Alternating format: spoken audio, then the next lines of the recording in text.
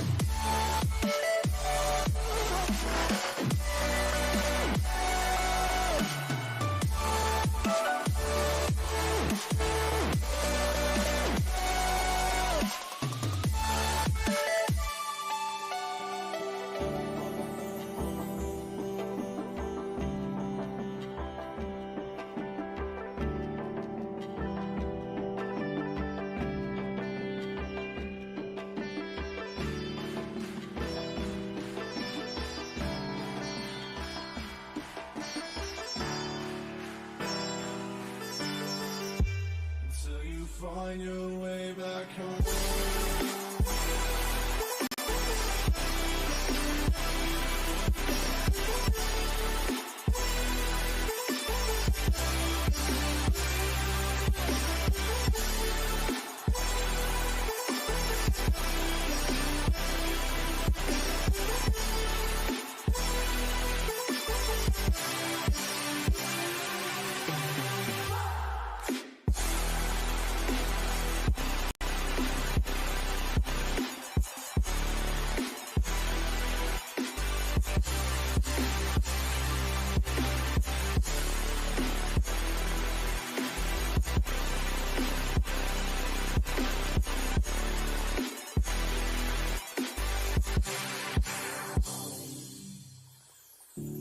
Don't let me drown. Don't let me drown. Don't let me drown.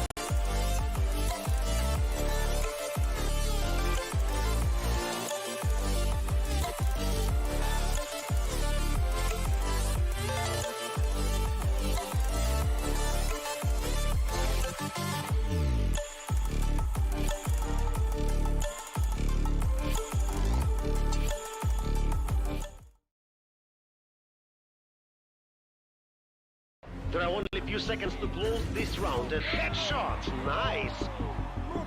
Fist bumps go to the teammates. I wanna hear your go, go, go. Make them feel your smashing blow. Win the round. Rise to fame. Hold the ground.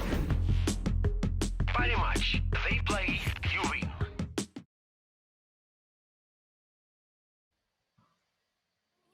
Hello there, ladies and gentlemen, and welcome to our second best of three of the day. This one is an interesting one, as of course at the Epic League we have various teams from the CIS region, and of course one of those teams being Na'Vi, as they're gonna go up against the roster here of Entropiq. Now, initially, when you look at this matchup, you're thinking, oh yes, Na'Vi, they're looking like by far the better team.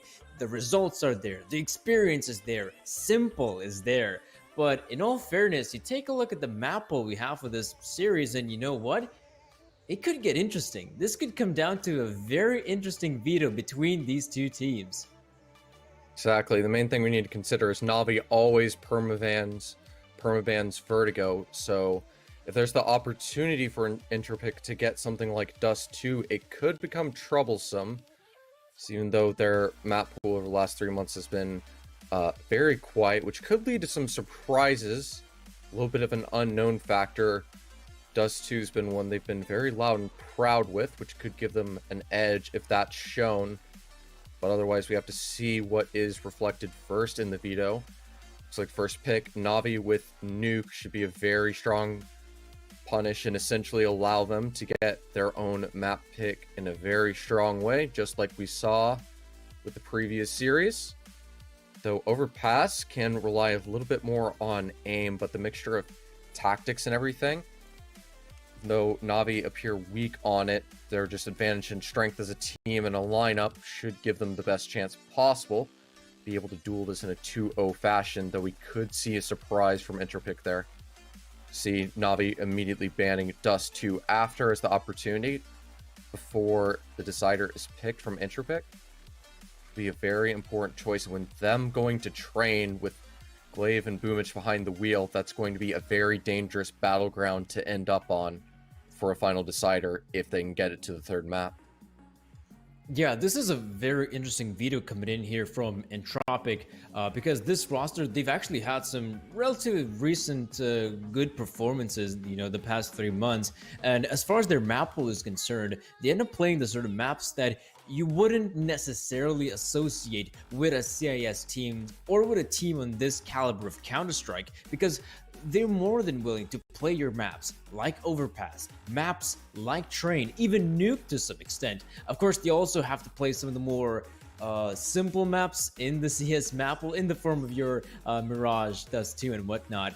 But yeah, it's actually very interesting to note that they decide to potentially punish Na'Vi with the very first pick here of Overpass. Now, of course, Overpass, not necessarily a great map for the Na'Vi squad, and a pretty decent one coming in here for Entropiq. I actually played it quite a few times the past 3 months, 24 in fact. So for Entropiq to go for this more of a tactical map here, something tells me they really have something in store for this best of 3.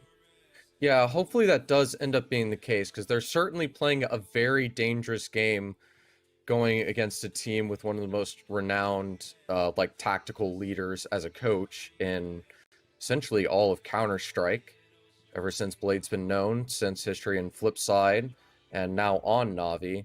It makes it very concerning to see all these maps that can lean towards a heavy tactical play be put into suit, and feels like their backs being pushed against the wall for them not going for what might have been an obvious but maybe required risky Dust 2 pick for them to have a chance to continue going forward.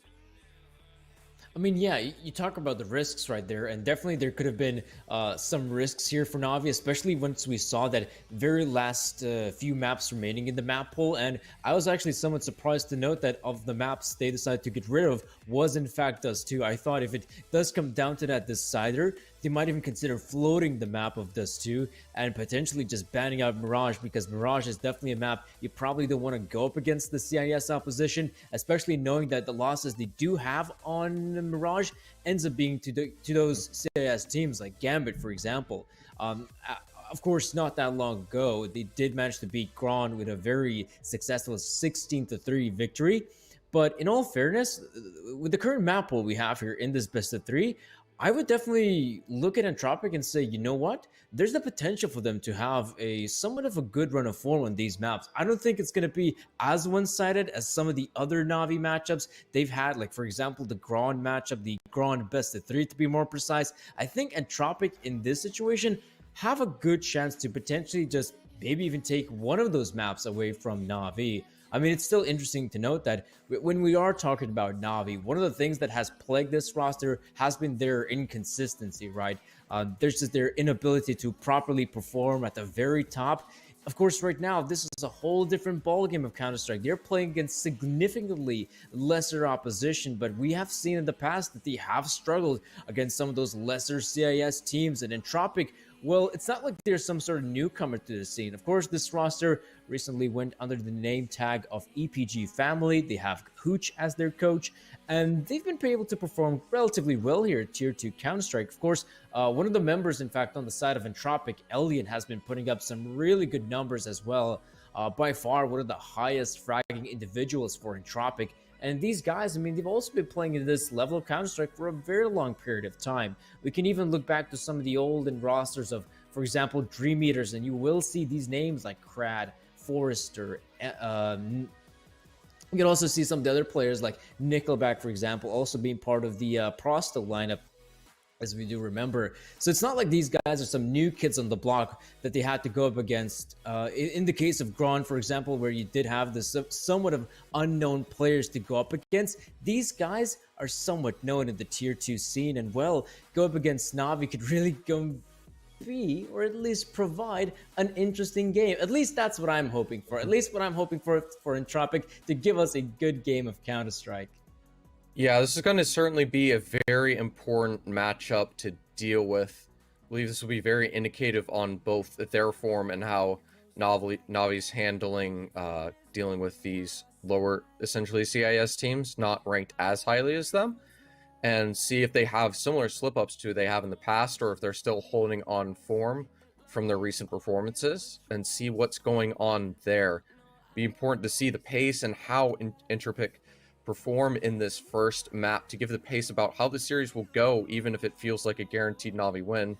So to make it very contentious, we could be going to a chaotic third. I think it's smart they made sure to ban Dust 2, because even though Mirage is just as well established and been around, it's historically far more stable and reliable, and you can plan around it a lot more specifically. And it's the same with Train, especially with intelligent IGL lead. Meanwhile, with Dust 2, you're just hoping the boys pop off, potentially. Yeah, and speaking of the boys popping off, I mean, in the case of Navi, they can absolutely do so. One of the great things for Navi has been their T-sides, and if you take a look at their most recent run of form at the DreamHack Masters, that was also a really good tournament for some of the Navi individuals. Really good T-sides coming in, doing a splendid job of converting a lot of rounds once they find the initial engagement, putting themselves in a 5 versus 4. They have a really good conversion rate. So absolutely, for Navi being able to run down the opposition as a T-side shouldn't be much of a hassle. Especially now, go up against a lesser team in the form of Entropiq. They shouldn't really struggle in that end, but at the same time, Nuke, not necessarily the map that gives a lot of freedom for the individuals. Though in the case of Navi, it's a map they still end up playing quite a fair amount. It's a map they will always float in the veto. They will definitely allow it to stay in the veto for as long as possible. They might even consider going it as a pick of their own. So for them to go into this first map here of Nuke, things are looking pretty solid here for Navi.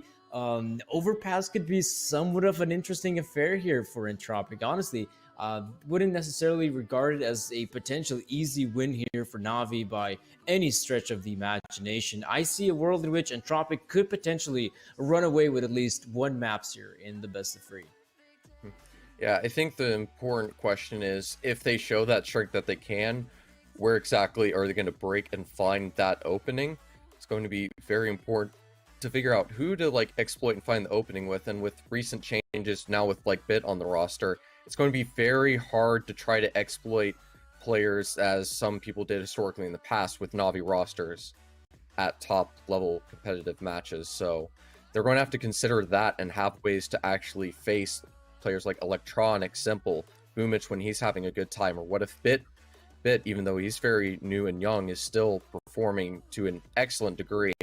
So having to address all these different players is going to be a nightmare to deal with. But considering having some of the different past players that have shown to just come out of nowhere and just slide out series and just perform well to get into majors and such, it is the perfect design to have the potential to cause some massive upsets and surprises for everyone watching today. I mean, that's again one of the scariest things about the Epic League we have right now is, of course, this is the Swiss stage we're in. So there's obviously room for teams to make mistakes. And if you end up losing, say, one of your best of threes, no worries, you still have an opportunity to bounce back in the Swiss stage. But what's going to be very interesting, let's say, for the nearby future, if, for example, say we have the best possible teams here at the Epic League to go into those 2-0 brackets, to actually see someone like Navi potentially maybe even face off someone like Gambit, maybe even VP. There's always the potential of it, which definitely spices things up here at the Epic League. That is for sure. But it does look like we should be able to continue on with our matchup relatively shortly. The players have joined in the server, so we should be able to start things off here on our very first map here of Nuke. But yeah, for those who are tuning in right now, this is going to be our second best of 3 of the day. That is going to be Navi versus Entropiq. For those who may have missed the very first best of 3 of the day, that was in fact 1 win versus 100 PG. That was somewhat of a swift victory there for 1 win. It did come down to a very close Dust 2 affair in which we had to go to overtime to settle the difference there. 1 win managed to take away Dust 2, and of course, the second map of Nuke went relatively easily there for the 1-win roster. And of course, after this matchup is over, I mean, the fun's not over, folks. We're going to have Nemiga versus Force, which shall also be a very interesting matchup between those two teams, who are, of course, seem to be on a somewhat similar level and have been on a somewhat similar trajectory as trying to rise through the rankings. But absolutely, I mean, Forza has been able to stay a bit longer and a bit better ranked than, for example, the guys here from Nemiga. But that should also be a very interesting matchup at hand. That is for certain. Yeah, I think it all collectively is going to be very interesting. Like, we locked down the matchup with Navi's skill and talent, even if they are pretty together at the moment and run over this team, should end up leading to tons of flashy plays and wild talent being demonstrated. So we are going into the match as it's starting now with Entropiq on the CT side, rather. Going to be ready to go. Looks like we got Perfecto handed a Tech 9 being the raid boss for Navi into this round. Let's see where they decide to take it going into this first key pistol. You can already see the players out there in lobby. It's a fast push on the A-bomb site. Crad, great pickup on Electronic. Forrester with the response. A lot of damage inflicted. Not much of a response from Navi. In fact, no response as they get shut down by Entropiq. What a powerful first pistol for the CTs. Yeah, only able to start off by getting 1 frag. Will show that Entropiq can actually handle the raw aim duels. Start seeing how much they have to respect their opponent, possibly. Just trying to take a fast pace initially and see how things end up. As you can see, parry match betting odds majorly favoring Navi going into this 1-3-5 to a full 3 for Entropiq. Have to see how that ends up. Nade throw being cancelled.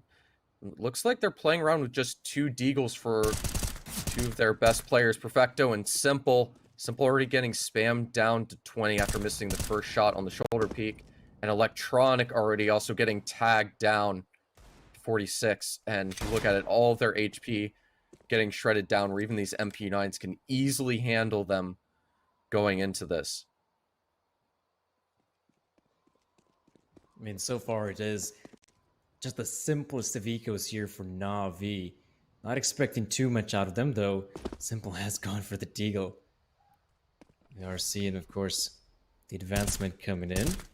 Alien going for a bit of a spray with the M41S. Doesn't really find anything just yet, but they might just go down secret without any usage of utility. In fact, not a bad start here for Entropiq. Nickelpack getting a few. Alien stepping up as well. So you can see this round is coming to an abrupt end. A very quick one here for Entropiq, not losing a single player, and a very clean start to the second round.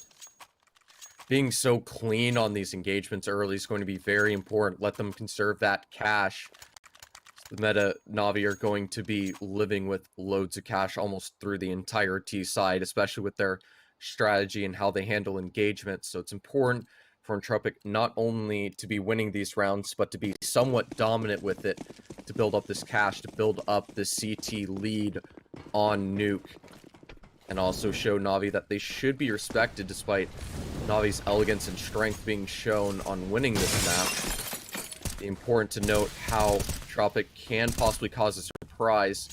As they keep up with this pace and dominance, things could start to become even more problematic as Perfecto and Simple find one each around the map near this lobby area initially. Some aggressive plays done by Entropiq and getting punished immediately by Na'Vi. Electric will be able to follow up and get Nickelback, trying to get info on the bottom stairs outside control. And with that, they're interested in trying to get this B site. Ellen is here and ready. See how Elian can handle this. Is to handle almost the entire full front of the Na'Vi force. Able to dodge the initial flash and catch Bit from behind. Still bring it down to 2v4, but needs to able to get the second cleanly. And the third, using the M4A1 to just burst down every single frag.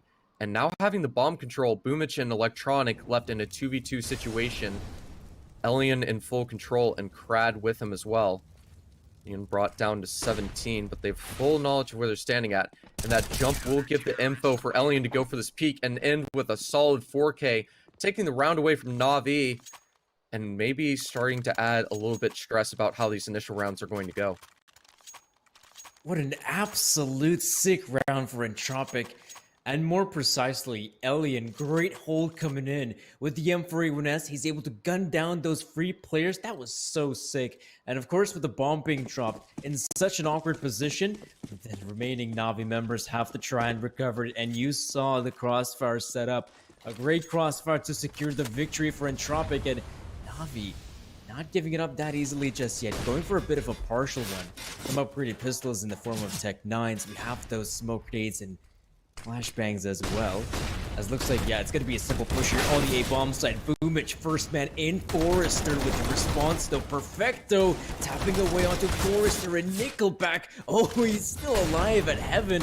Finally should be going down to Perfecto's Tech 9, but the advancement is here. Lack losing HP. Here's Lonesome Bit who remains. He'll take the hit from Elian. And even though the initial play here from Na'Vi doesn't really work out, they get some of those early frags, and Entropiq holds the line and shuts down the push. Yeah, they may have been with the weaker weapons, with the Tech 9 there. Some tragic timings and some really amazing shots coming out from Entropiq. But that time around with that play, they were able to get some space to move on in, get those early engagements, but weren't able to trade effectively enough, getting caught out. And with that, Entropiq are able to close it out with enough players remaining. And if you look at it, they have their money carefully stacked on essentially two of their players of Nickelback and Elian right now. With that being the case, will make the tosses a lot easier to give to teammates. Crad getting punished a little bit early, getting burnt down to 44 from Molly. As this outside control's obtained, looks like Perfecto's been spammed through and taken out by Nickelback.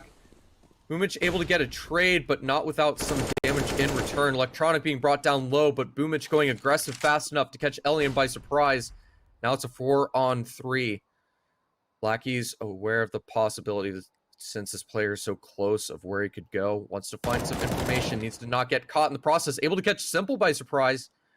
Taking out nice and quickly with a very well-controlled spray. Bomb left in the open might bait Crad into a false sense of security as Boomich takes him down from behind. Up to 3 now in the round. 2 left for Entropiq in this 4-0 situation. Still have a possibility. Players split apart to take these 1v1 duels and turn it around. Lucky's able to notice that Boomich is still there and try to keep some pressure as they try to maintain control of this bomb. So Navi's able to obtain it back, and he's trying to go towards this B site. Both players positioned upper might have to go for a save or a 2v3 retake. Well, he will certainly deny the rotation for just now, so there's no way for Entropiq to react easily. Yeah, right now you can see that the presence here in the hands of Na'Vi. They have full control. There should be an incoming bomb plant. Oh no, what's this? Lack has managed to sneak past through. Bit wasn't aware of it. Finally gets the frag, but there's no time. No time to get that bomb planted, and Entropiq run away with a very successful victory. Not really sure what happened there in the Na'Vi camp. We saw that there were, well, at the very least, 2 players stationed on the B bomb site, and yet none of them was really covering the bomb planter. Entropiq's, I'm not really sure who it was from their side, just manages to peek out there from ramp, gets an easy frag, and that's it. The round's over for Na'Vi. And I have to admit right now, Entropiq looking very solid right now. 5-0 start. And with that, you can notice and see the odds already tilting. Entropiq now with just a 2.0 on the Peri-Match live bet odds. Na'Vi at a 1.76 now, starting to even out. As a sudden realization, the Na'Vi nightmare seems like it might be starting to repeat again. Winning a tournament in dominant fashion, then a CIS team slides through, and Lackey just decides to pop down Perfecto straight through the smoke. And an amazing read as more players lurk behind him. Elian's able to catch one, and Lackey peeking with him to get a third against the side of Na'Vi as Krad takes down Simple, going aggro into lobby with the MP9, leaving Electronic with his tunnels lurk, the last remaining. Entirely sure if Nickelback's exactly aware of his possibility of being here, but with this very passive deep angle in the garage door, won't be too much of an issue to worry about. So Electronic is soon to walk into his line, unlikely to clear it. So Nickelback takes him out, and Entropiq starting with a very surprising and dominant 6-0 start against Na'Vi. I mean, right now as well, we've been seeing Na'Vi just almost every single round just buying up those weapons.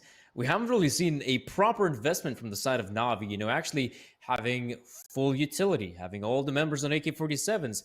Someone's going to be on a Tech 9, someone's going to be on an AK-47. And so right now we are seeing a tactical timeout taken by Na'Vi. And I'd say, I mean, one of the things I'd like to see is just that one simple eco coming out here from Na'Vi. Just get the eco out of the way, you know, go again with some pistols, some armors, whatnot. But after this round is over, let's see those AK-47s at play. Because it's been quite a while since we've actually seen, if we've ever seen a real investment here from Na'Vi. Sure, some of these rounds have been close to some extent, but you can see already the scoreline, it's mounting here for Entropiq. Losing multiple rounds now at this point, despite having a man disadvantage. Na'Vi failing to convert these rounds with this lead, and Entropiq able to use some individual plays to recover rounds, start to make things troublesome. And with the fact they're stuck with just Tech 9s this round, Forrester with some ramp support, able to get that lobby control and infos. Lackey's creeping through. And now we have 1:20 left on the clock, and Na'Vi don't even have control of the lobby itself. Going to be forced to go outside, which they're able to grab some control with, but it's about all they have at the moment. So everything else is free play for them. Bitch trying to refine some info of the lobby control and get it obtained, but Elian's going for info outside, so they've left this area open and able to catch Perfecto out, making it a 5v4. Probably have to have a massive play come out, likely start with Boomich with this heaven contact, then crack out this op or even use it against them. May cause a serious upset to happen and some surprises to get away with this Tech 9. Boomich just waiting to take that engagement, trying to find the opportunity. And Elian, interestingly enough, deciding to go down the ladder, make sure he's not in the firing line to lose this op too early. It's allowing Boomich to run in from behind, and Forster with a quick flick to deny him. Krad and Lackey on the site. Lackey able to get the first, aware of Electronic's position, not able to take him out, but Krad will eventually finish off the job for him, and Entropiq are now 7-0 up against a grand final winning team in DreamHack just recently. I mean, that was some sick positioning from Na'Vi, all things considering. They had players coming out from Mini, of course, from the lobby position as well. And you also had Boomich there up in heaven.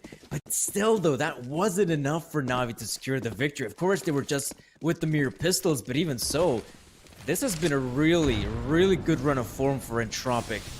Electronic, though, close by with AK-47, hoping to see some of those players here at Nickelback. So close, he might just and will win the duel. It's also Lax securing his fight against Simple, and he was the one with the AWP, so this is again, 20 seconds have passed, and Na'Vi with a huge disadvantage.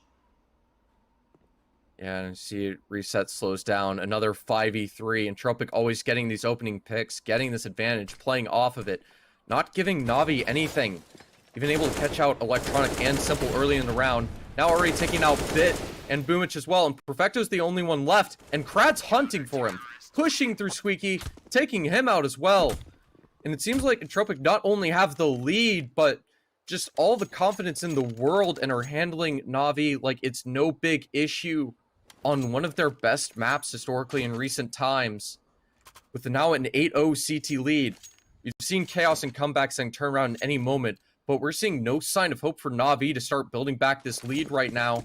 And the familiar nightmare is starting to just grow and grow and grow like a disease, starting to take out Na'Vi round by round as they fall further and further behind.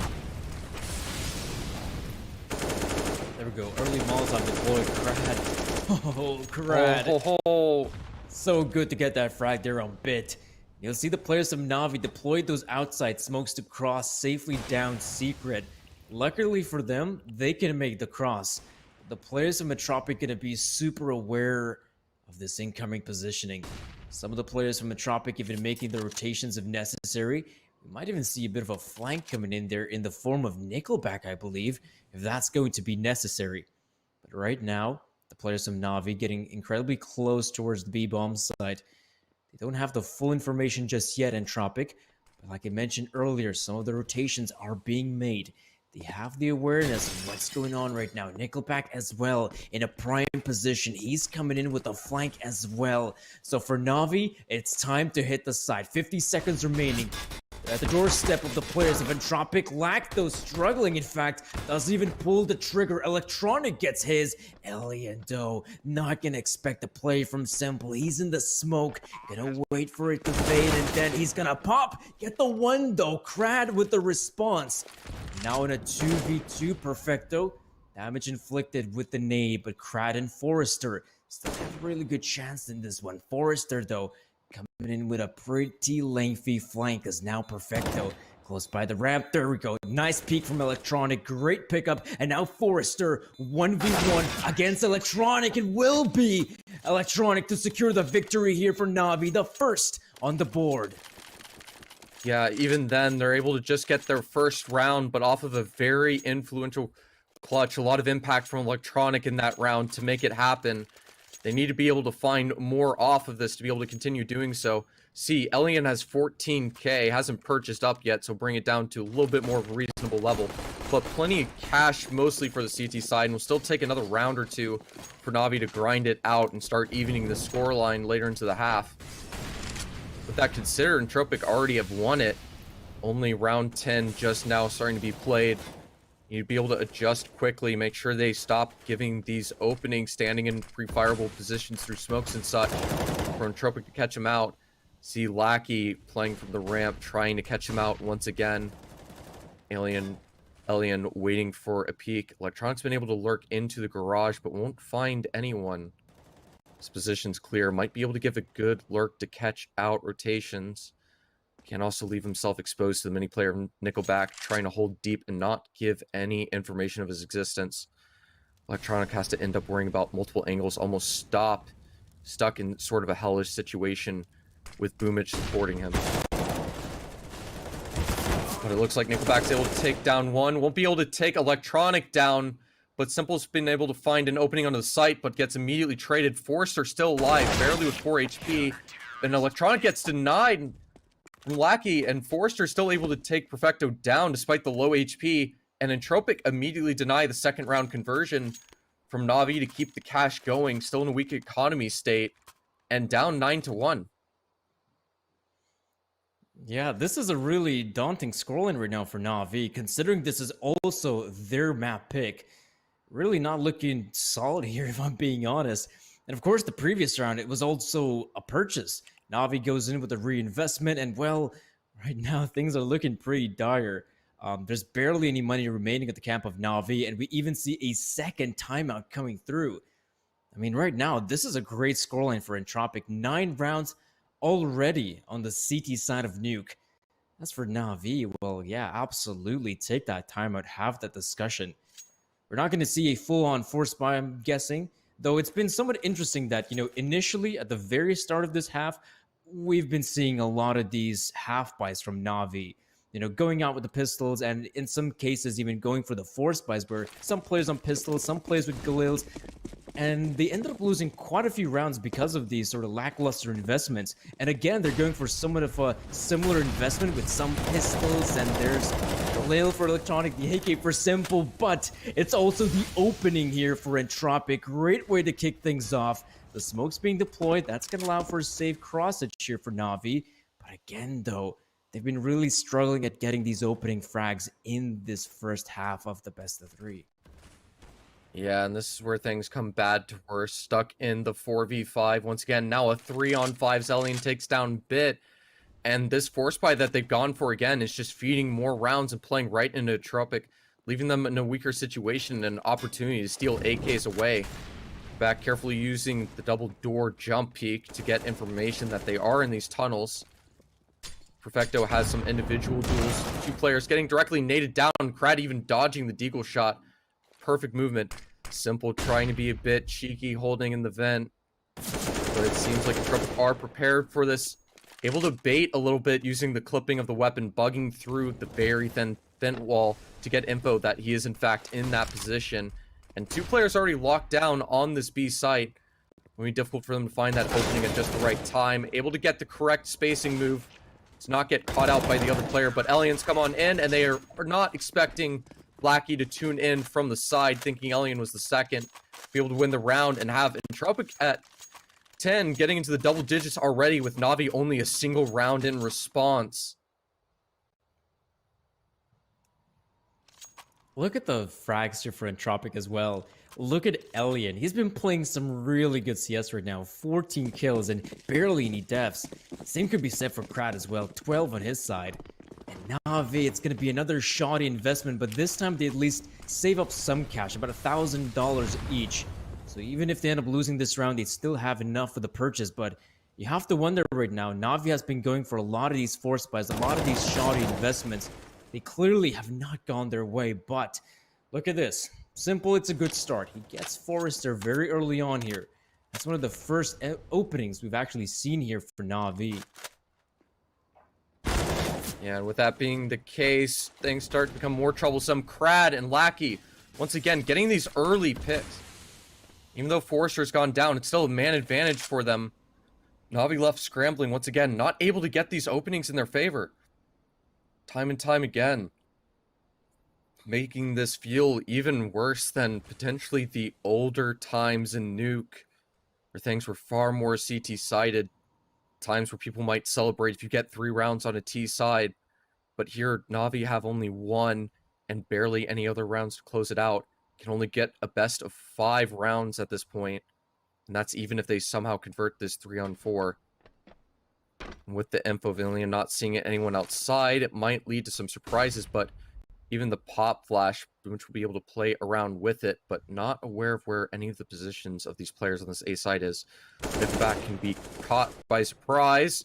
Moon's able to catch one, but Crad with the immediate trade, as well as Elian, means Bit's now left in a 1v3 and Op in heaven to deny him. Entropiq now with 11, and Na'Vi continue to struggle. Both Perfecto, Bit, and Simple all at 2 frags at the moment. Yeah, right now, this is just... If you take a look at the kills here, this is really not looking good for Na'Vi. I mean, Simple having an awful game right now. I mean, Na'Vi, For me, this seems to be just a clear case of underestimating your opponent. That would be the only way to explain the reason of their lackluster investments, their force buys, constant force buys, in fact.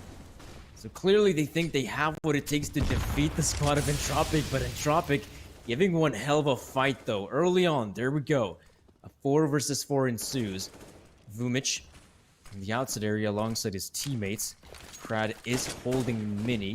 Doesn't really see anyone just yet. Those smoke grenades can allow Vumic, there we go, potentially move up heaven.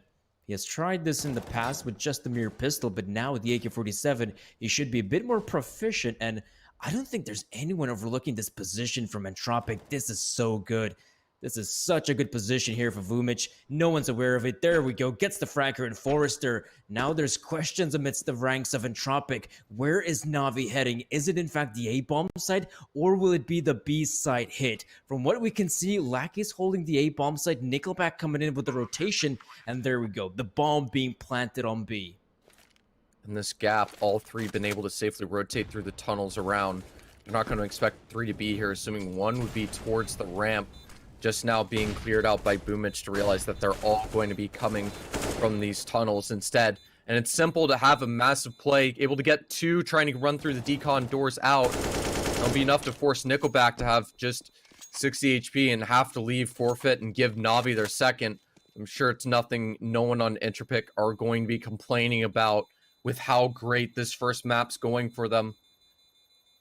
Came a little bit as an unknown factor coming into this. Only a very few maps in a selection played, but able to surprise Na'Vi. Their aim is on point and they're confident to go against them directly. And Na'Vi seemingly unable to organize any sort of plan to get these initial picks and trade get these advantages usually throughout the series so far. I mean, at the previous round at least, what we saw was some great movement there from Na'Vi, especially with Vumic securing that heaven position. That was, I'd say, the big play they made, by far the best play, I'd say. And from there on out, it became a lot easier for them to secure the victory. So we can see a lot of nades and Molotovs being deployed. It doesn't look like a simple hit on the A-bomb site. So far, so good. Vumic gets the one. There's another player going down. It looks like Na'Vi has done it, though. Nickel back in the smoke. It is going to be a good take for Na'Vi. They end up losing just the one player. The bomb plant for sure is going to come in. It does look like Alien is just going to have to save that EWP. Now this is what we're hoping from Na'Vi. You know, these explosive T-sides, that round in particular, a great round indeed. As they walk out the A-bomb side, Vumic getting important frags. They're on the entries. And not much of a response there from Entropiq. They get absolutely shut down. That third one, looking very solid here for Na'Vi, but it doesn't change the fact that this first half has been really underwhelming. Yeah, maybe just coming alive a little bit later into this first half might be the situation. Able to start showing some confidence about how we would imagine Na'Vi to end up performing in this sort of situation. But the question ends up being whether or not it's too late. Even with the situations with Vito feeling like it's built for Na'Vi, if they've slipped too far that they give away their own map pick and some surprises continue to happen on Overpass, it gives a situation for Entropiq to do one of the most surprising 2-0s we can imagine moving forward. Be absolutely insane to imagine, but it's starting to become a possibility. Being up 11-3, a chance to make it 12 going into this final round of the first half. Na'Vi's own map choice. They'll be able to go to CT next, but they're going to have to make one insane comeback to be able to take away their own map pick. Oh, look at this as well. Look at Lackey. He was taking over lobby as a CT by his lonesome. Oh, in fact, he does have the backup of Krad as well. Lobby control in the hands of the CTs at 1 minute and 20 seconds. This is some really aggressive plays from Entropiq. Something you don't get to see too often, not to mention against a team like Na'Vi. I mean, they have full lobby presence. Now, this is a little bit awkward here for Na'Vi because they have to refight for some of that lobby control, and Forrester holding the angle, waiting for the player to appear in his crosshairs. In fact, he's not gonna get him. Simple will win that, and Vumic gets the frag on Nickelback. That opens up the A bomb site once again, and for Na'Vi, that's another bomb plant. Looks like they're in a perfect position to convert this and make this at least an 11-4. Noted by Sonic as the most deceiving scoreline in CS, which might be a very fortunate situation for Na'Vi. That said, they may have been able to use their aim to power through, but essentially they gave up the control room in the back essentially for free.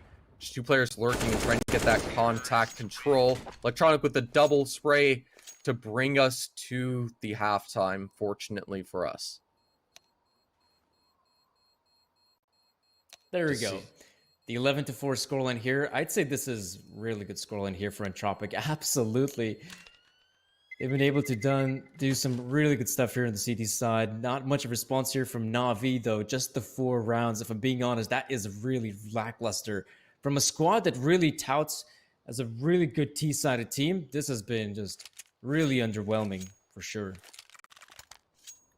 Yeah, I can only imagine this getting more problematic or the pressure coming in. Na'Vi certainly has the experience, but you can see Entropiq has the odds on a parry match. Starting to bet towards Entropiq's way with the live updates. Things seem to be turning around in an absolute chaotic form.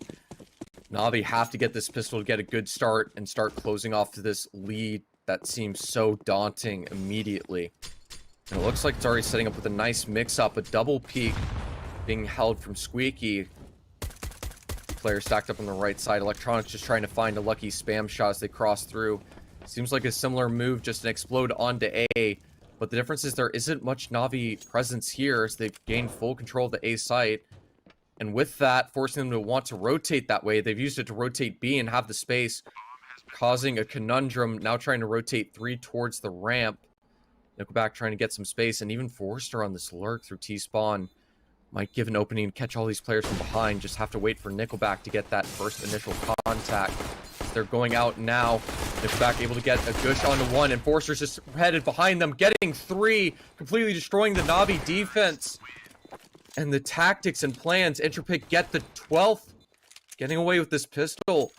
Just being in a perfect situation to not only win this first map against Na'Vi, but do it in a very dominant fashion. Out of surprise from everyone.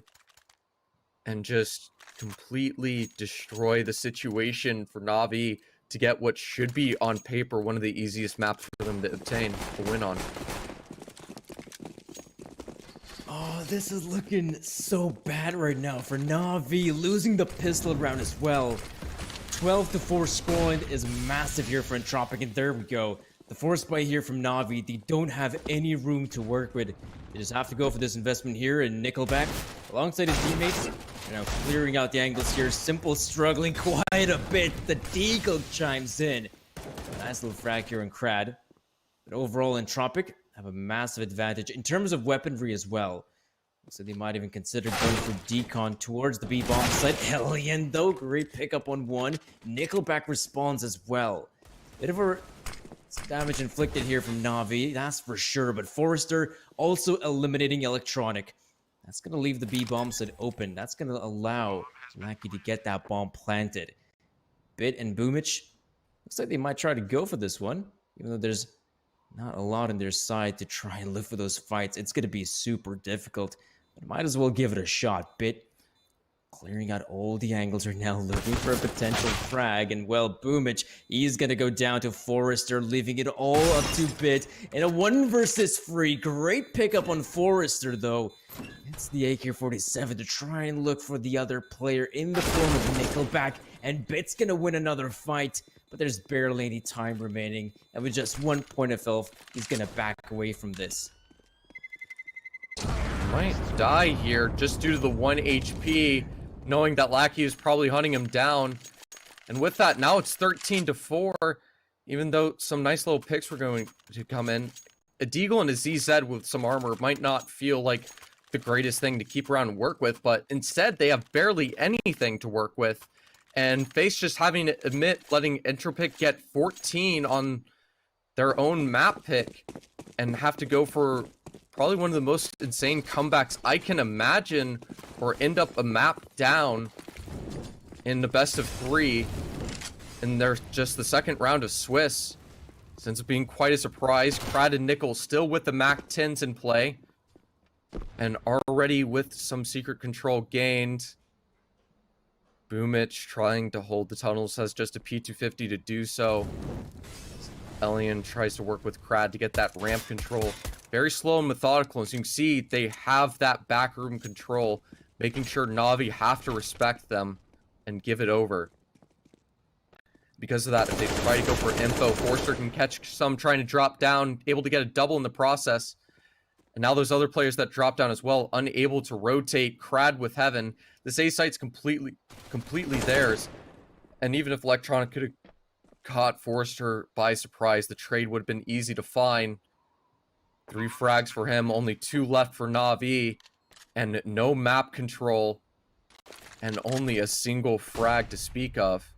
Looks like Crad might be going for some shenanigans of his own. Find that Mac 10 pick. Boomich trying to find him. Grading will give some additional armor protection, only going down to 57. And Boomich and Simple with no better potential than just to save these P250s, not even with any armor, going into 14. And not even that, just a single P250 possibly. I mean, this is looking like a stellar round here for Entropiq. Clean one, barely losing anyone. And right now, 14-4 for Na'Vi. This is where they gotta put their foot down and start winning some rounds. That's for certain. We, of course, get to see Simple on the AWP. We're gonna see some rifles to work with as well, which is, again, one of the big problems on that first half. That was a big problem there for Na'Vi, consistently going for those force buys where they have players on pistols, some lackluster utility, but at least now, there we go. The weapons are here. Simple and AWP. This should be a difficult one here for Entropiq. There we go. It's a good start here for Na'Vi. As Simple gets his, Molotov to flush Boomich out of position. Overall, it's by far one of the better starts Na'Vi has had. Yep, they were able to smoke off and deny any play being made with that hut control. It has the info players rushing him, but Crad just jumping runs him down. Lovely Mac 10, and this 5v4 advantage, first one they've had, is now suddenly turning on its heels, able to be kept on a 3-on-3, and still have the man advantage as Boomich takes one, Perfecto with another, and Boomich to take down the last. Na'Vi finally catch a break and keep 3 alive, so they'll be able to sustain decent weapons, at least, on all of their players. But still, Entropiq only 2 rounds away. You have to wonder how much of that can be kept. No op saved over, no way to toss it over. But looks like they've been able to purchase another one, just tucked on the side of the ground there. Simple still will be able to try to have more impact with it, but if they can't keep at least 3 players alive every single one of these rounds during the comeback, it might just slowly lead to a collapse if they struggle to win with even these force buys so far.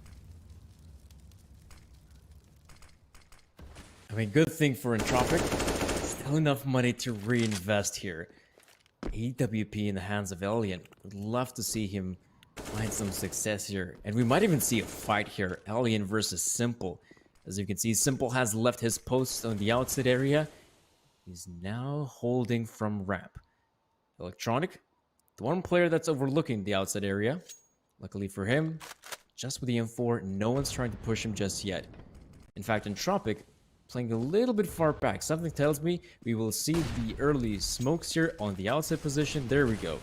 Smokes have already been deployed. That's going to allow some of the players from Entropiq to try and cross safely. But for good measure, Electronic checks in that Molotov to try and slow down the offense.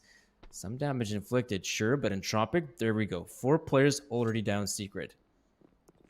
Now, importantly enough, Electronics move forward enough, might be able to catch it, but Forrester denies Electronic any possibility of lurking behind. Boomich might be able to catch him by surprise, but with the running will give information just in time, take the engagement barely, and Forrester wins that as well.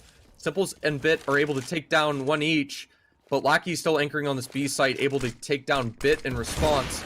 Simple trying to take down 1, making it equal. It's a fight for this B site, a fight to not give the map point over to Entropiq. But Elian has the space to stick this bomb plant. Full HP, op in his hands as well. be up to Perfecto lurking from behind quickly through this decon. But Elian's aware and been seen of pushing this angle, but he lands the flick as Forrester takes Simple down from the side.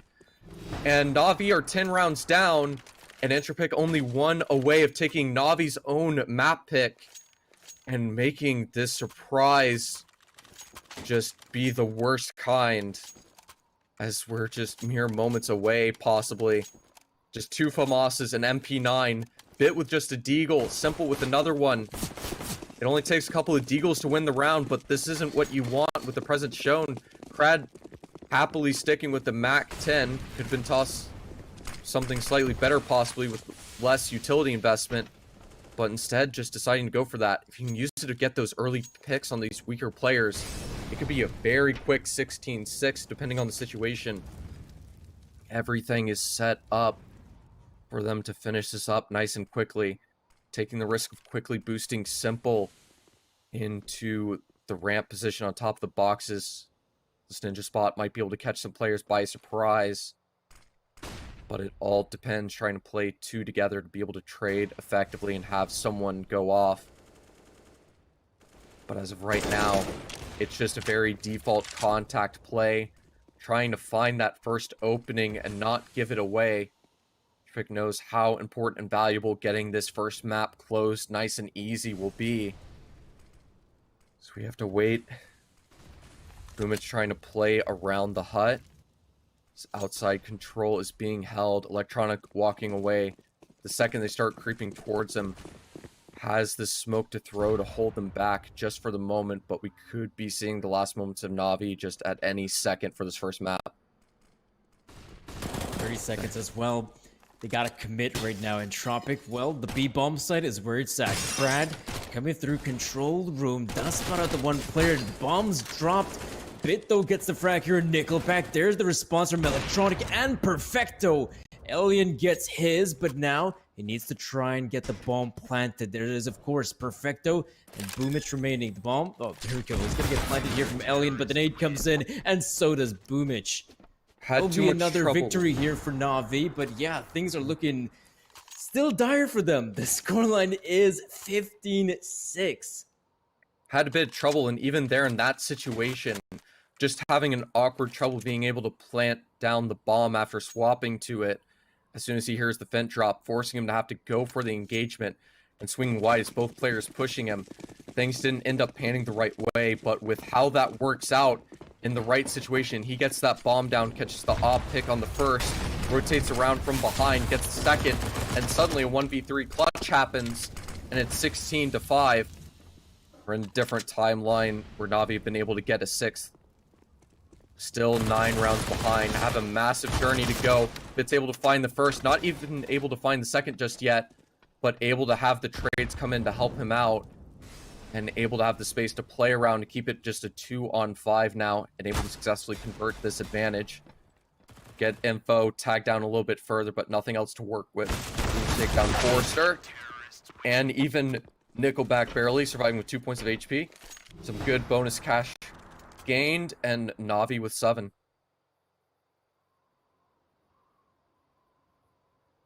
Well, it is going to be another eco round here for Entropiq.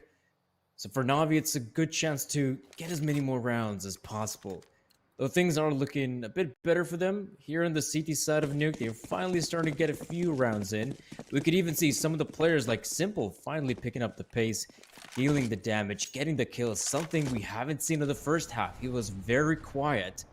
So it's great to see he's picking up some pace here, and Na'Vi slowly but surely getting somewhat better. But once we do get to those gun rounds here, when Entropiq will have the money, that could be dangerous for Na'Vi.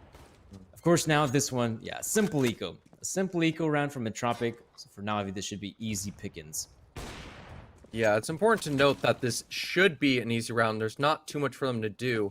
Alien might be able to get a cheeky pick or two with the Deagle, be fortunately denied by Simple. So Electronic follows up, and this could help build some confidence as they start to recover the scoreline back into more reasonable terms and have a chance to get back into this. Forrester just trying to delay the best he can. Finally get taken down by Boomich. Now we go into what might be the most important round as everything's going to start coming out for Entropiq. Another full buy once again. Na'Vi have to deal with. They need to get these man advantages early without falling apart. All it takes is one good round, one good opportunity for Entropiq to get 2, maybe 3 players without one going down, and suddenly Na'Vi are put in a terrible position they maybe can't come back from. They still have a chance to come back and win this map, but it just feels like it's getting slimmer and slimmer as they try to fight back. And right now, Entropiq even taking the timeout, they're going to have that necessary discussion to make sure they have the proper setup go up against the likes of Na'Vi. And of course, that's also a dangerous game, even though Entropiq are just one round away from securing victory, right? They also need to be very careful to not allow Na'Vi to build up that momentum. Say if Entropiq end up losing this round, there's the potential eco in the next, and then it's a 15-10 scoreline we're talking about. So let's see. Entropiq, there we go. The investment is here. The AK-47's deployed. The utility's there as well. It's not the strongest for this T side, but you've seen an interesting strat of having multiple people spam through the hut to try to find that early opening. And the pressure is there, trying to find that early contact without feeding the advantage away. Lackey playing around the smoke, aware of the possibility. Electronic to his left, might catch him by surprise, but Lackey with the flick lands right in the head. Electronic taken out, and now we have that 5v4 advantage for Entropiq. Exactly as they want, exactly as Na'Vi fears. Simple needs to get a response. Has a good angle to try to force Lackey out, possibly. But it might be up to Boomich to anchor this A site with the initial contact. Smoke's still there for just a moment. Boomich wants to try to get that info outside. Here's one running, but doesn't have the time to react. I think it's only one that's going to try to run behind him. Might be able to catch Lackey in the back. Makes it an even 4-on-4. But meanwhile, 2 have been able to drop down the vents for free. Not be site control necessarily gained, but certainly some tunnels control. Simple takes down another Alien, getting Na'Vi that advantage once again. Crad will give away the information that he's playing around that windows and doors area. But Forrester with the flick onto Simple will even that back. Now it's a 3-on-3. They assume there could be players towards ramp. Don't have any way to safely clear that cross onto the bomb site. But Nickel's still up on upper as all 3 players are mostly huddled around ramp for the moment. So with it, as Crad goes on up and clears this, they've been able to get the A site completely for free. Able to get a plant down, and Na'Vi forced to not have any positions to be prepared for this retake and put in the worst situation possible. As the bomb starts ticking. About 40 seconds left to get this bomb defused, take out these players, and keep on fighting. With it, Forrester has full backroom control. Crad trying to help hold Mini as Nickelback takes that initial contact from this deadly position near the bomb, deep down into the site, and Crad's able to take down the first. 2 left for Na'Vi, turned down into none as Crad and Nickelback take down the remaining 2, and it's a 16-8 win on the first map of Na'Vi's map pick for Entropiq. So we likely go soon to a commercial break, I believe, after that amazing upset from Entropiq. There are only a few seconds to close this round. A headshot, nice. Fist bumps go to the teammates. I wanna hear your go, go, go. Make them feel your smashing blow. Win the round. Rise to fame. Hold the ground. Pretty much. They play, you win.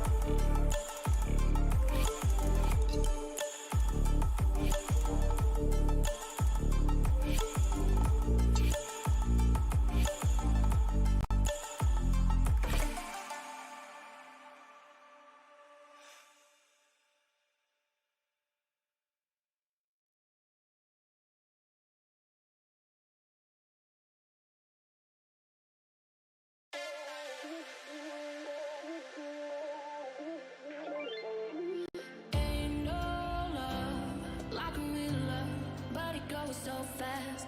All tied up like a captive. I'm on to you. Used to pay to run my life, standing on rainbows, playing it cool. I don't felt this in ages, and I know my patience. So won't you please stay a bit longer? You're making me stronger, making me stronger. Stay a bit longer. You're making me stronger, making me stronger. Stronger.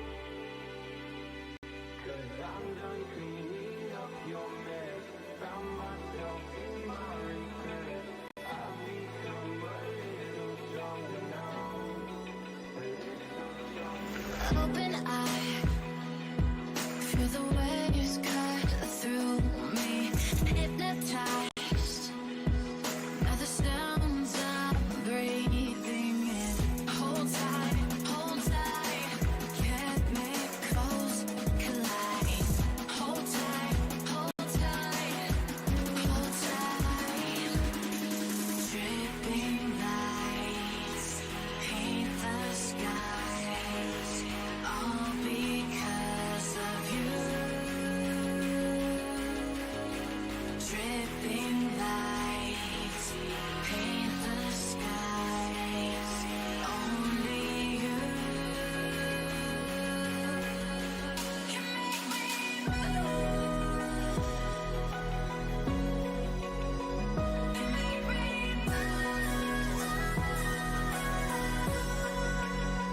Can make me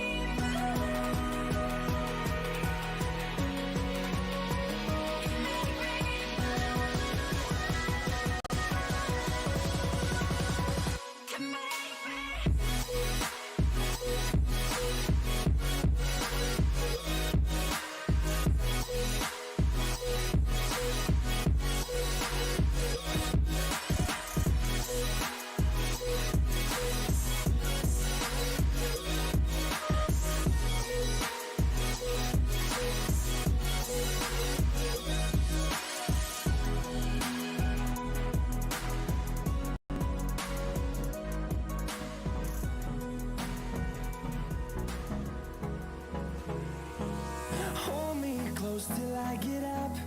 Time is barely on our side. I don't wanna waste what's left. The storms we chase are leading us, and love is all we'll ever trust. Yeah, no, I don't wanna waste what's left. And on we'll go, through the wastelands, through the highways, till my shadow turns to sun rays. There are only a few seconds to close this round. A headshot, nice. Fist bumps go to the teammates. I wanna hear y'all go, go, go. Make them feel your smashing blow. Swing around, rise to fame, hold the ground. Pretty much. They play, you win. Welcome back, everyone, to our second map of the best of three. Before we dissect this incoming map, we have to talk about Nuke. I mean, Nuke was a really dissatisfying performance there from Na'Vi. I mean, from the get-go in that very first half, you can clearly see that Na'Vi underestimating their opponents, constantly going for those force buys where you're thinking, you probably shouldn't be going for the force buy here for so many rounds in a row. Then their economy gets put in a difficult spot where they can't really even bounce back from that position. And well, it's no wonder they end up losing the first half 11-4. They tried to do what they've been just used to the most, the typical force every single dollar, just keep up the pressure and like contend against the enemy team. But this time around, trying to go against Entropiq, underestimating them, not being prepared, and even after losing a couple rounds dominantly, still kept doing the exact same strat and not adjusting to the fact that what they're trying to do and play in their normal styles isn't going to work here, failing to adjust. And even though they were able to get a bit more on their CT side, it was far too late. Been able to show a little bit of warming up into this, maybe cold hands going into our second map, but we'll have to see. Everything seems to be a really scary showing, and just everything set up for Entropiq to set a surprise, intentionally punish picking Navi's worst map as their next pick of Overpass. Things might just go bad to worse with how things have been so far. I mean, yeah, let's talk about that second map right now. It is going to be Overpass. For a squad like Entropiq, this is a great pick, right? This is a map they themselves play really often in their level of Counter-Strike. It's obviously nothing to do with the Tier 1 CS that Na'Vi gets to play, but still, it goes to show that if they are willing to play this map in this Tier 2, Tier 3 Counter-Strike, for me, it goes to show that Entropiq, they have the fundamentals, they have the tactics heading into this one. And well, for a team like Na'Vi, Overpass hasn't been a great map. I mean, if you'll take a look at some of the most recent losses, they've actually been against CIS teams, and in particular, they actually lost about 3 encounters against Gambit. And obviously, when they were playing them in the DreamHack Masters, they did manage to secure that victory there against Gambit. But yeah, overall, considering this is our second map of the best of 3, something tells me Na'Vi could have some more issues, just like on Nuke. And just with the tone and history, how things have been sometimes with whatever Na'Vi lineup it happens to be, this seems to be just some curse almost that seems to follow, just dragging on in. Got this new blood and all these changes, but for some reason, things just seem to fall apart out of a surprise for no reason, and they just need to get back into this and figure out what's going on. They certainly have the aim power if it's truly shown in the same way everyone's been able to see, to be able to just wipe them out of the server. It shouldn't matter the map they're on. They could probably even get away with it on Vertigo, really. But they don't seem to be showing that aim comfort, and Entropiq are happy to duel with them and get those advantages and just take risks that Na'Vi are not trying to counter and just let them respect and get the space. They're happily able to push into control room with barely any pressure multiple rounds throughout that CT side, which should never necessarily be a thing to happen, even though they're able to retake it back and win rounds even off of it. That's a very risky move to deal with, just giving all the control over there without even any presence, even with just a minute 20 left on the clock, just very early into the round. I mean, Na'Vi has shown us some really good situations. There were definitely moments where you look at the mini-map and the positioning, it is just so good from Na'Vi. All they have to do is hit their shots, and there were definitely moments where the Na'Vi players failed, even trying to kill some of the opponents from the back. I do remember that one round in which Boomich made his way up in heaven, prime position to eliminate, I think it might have been Nickelback on the side, and even he can't pull off that victory. So there were definitely moments where the Na'Vi players, it seemed like they were also just struggling in terms of getting frags. And of course, the T side, well, it is quite frag heavy. They really didn't have a lot of success there on those initial openings, which you saw that for the majority of the time, it did feel like the opening frags would go the way of Entropiq. And of course, if Na'Vi did manage to find an opener here or there, suddenly their chances of winning increased drastically. And looks like, folks, we can jump into our second map of Overpass right now, as the players are in the server and the pistol round, it's live. Yep, and as we go live straight into it, keep in mind how the pace has been. This pistol round will be a good indicator how well they're able to reset. Many experienced players on the roster. Boomich and Bit, the more recent additions, if you consider the history. Mainly just Bit, the main youngster of the group. You consider this chaos. Nickelback's already found a way into the site. Hasn't been able to find a pick, but already has vision of 3 of these players. And able to take down 2 now. And site's fully in their control. No one else taken out yet on Na'Vi, but this B site's fully under their control. 2 of the 3 have rotated. Simple is singly holding down A, where they've tried to get away with the rotation too, as Na'Vi panic rotates to the B site. Looks like things have settled down a bit more to normal. 4v3 situation. Na'Vi with an opening back into this, but Nickelback's still alive. Low with 9 HP, but all it takes is another shot, and there we go. Now he has 3. Single-handedly taking this round. And even though there's still a chance, it just becomes more problematic. Finally taken down by Boomich. But it's a 2-on-3. Elian getting caught out from the side from both the remaining 2 CTs on Na'Vi. But Forrester able to reposition, and Crad now in the heaven. Good setup for an advantage, but Forrester just 1 taps down and makes it a double on Boomich and Simple. And just between Nickel and Forrester, they just have those individual plays and keep up the fragging pace, not allowing Na'Vi to get that potential. Keep in mind, Na'Vi's weaker on the CT side. We could see Entropiq with 2 rounds of a lead in a row, as well as Na'Vi favored to be able to come back as they should. 1.52 on the parry match odds. Everything's set up for a similar story to start building up once again. I mean, great little pistol round for Entropiq. Nickelback as well, so good with the entry frags. And even from there on out, once they secure those entries, the B side isn't their final commitment. They still linger about, waiting, not fully committing to the bomb site just yet. He still had one of their players in a flanking position though. Look at Connector. Bit dealing the damage here. Gets the frag here, Nickelback. Crad, quite low in HP. It's always a dangerous game to take over Connector. And Boomich with the MP9 does go down to Forrester. Another good frag going the way of Entropiq. Perfecto. The only player currently at the B-bomb site. But right now, Entropiq still looking for some other opportunities here. Elian can join his teammates from Connector to the B-bomb site push. The one flashbang has been deployed. Perfecto will take the high ground. He's not going to see anyone just yet. Entropiq, they're just going to walk into the B-bomb site. Once again, we end up in this situation. There's 3 weapons left from a force buy from Na'Vi. Little chance of getting the round. Only been able to get a single frag. Might as well just hold on to them.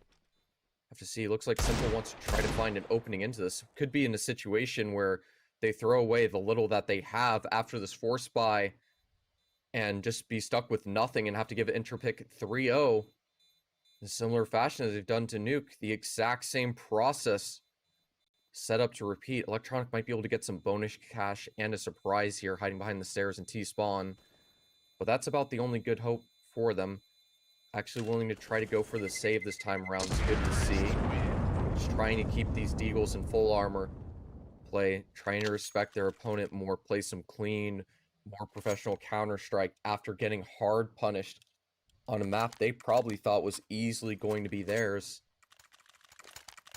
But even then still, Entropiq likely to have confidence after taking that first map, strong momentum, continuing it, getting that pistol, able to build off of it. Once again, no reason to see that they can't continue to keep taking these rounds away from Na'Vi and just feel like they're in a fair position to take this 2-0 in a best of 3 against one of the best teams in the world currently. Crowd as well with the Mag-10 in Connector. He's gone for this play in the past, but this time it's a 2-man setup here. Perfecto and Bit, great Molotov deployed. That's gonna force Perfecto to use that smoke grenade of his. So it's always, like I said, it's a dangerous game to clear out Connector. It looks like Bit might even consider going for the frag instead of being fragged. But yeah, as you can see, Entropiq being very careful in their approach, not really committing to one of the bomb sites just yet. You can see also on the minimap, Elian, though, by his lonesome, actually gets deeked down by Simple. There must have been a gap in the smoke that allowed Simple to find that frag on Elian, and of course, that could also be a rifle retrieved. As we see from Entropiq, there we go. Forrester, he's going to get caught out here by Boomich. So right now, Entropiq, they're going to group up. Of course, Crad will still keep a close eye on Connector, but now with 40 seconds remaining, they have to group up. It looks like they're heading towards that A bomb site. And this is where the danger comes in. There's all that T presence towards the back of the Connector. So there's still pressure for Perfecto, at least, to try to stay here. It's going to be up to Simple to get most of the impact initially onto this. And just try to hold down this A site. Electronic running through the molly. He's found the first and the second. And going in for the third. Able to find it. And Simple with a 4K to get Na'Vi there first. But it's going to be important to see if they can continue off of this. They can't just rely off of Simple to carry them through this series. Need more players to show up. Still 2 players on Navi's side without a frag. Same thing for Entropiq. Very rough start for some players on both teams here, but in favor of Entropiq so far. I mean, it's still early days, though. Very early days here in the first half of our second map. Of course, early Molotov being deployed here. Should be able to slow down the incoming offense here for Entropiq, but Lackey's just still going to push on through the flames like it's nothing. As for the members of Entropiq, this is an investment, and even though players like Nickelback on the Mag-10, Lackey on the Deagle, you do see Elian on the AWP. That's massive to have it so early. You could be the one to find those early engagements here towards long. There's Lonesome Bit holding that position. Looks like he's just trying to jump spot the area. Oh, he's gonna get caught out by Elian. Massive frag early on. With that, now it's a 5v4 advantage.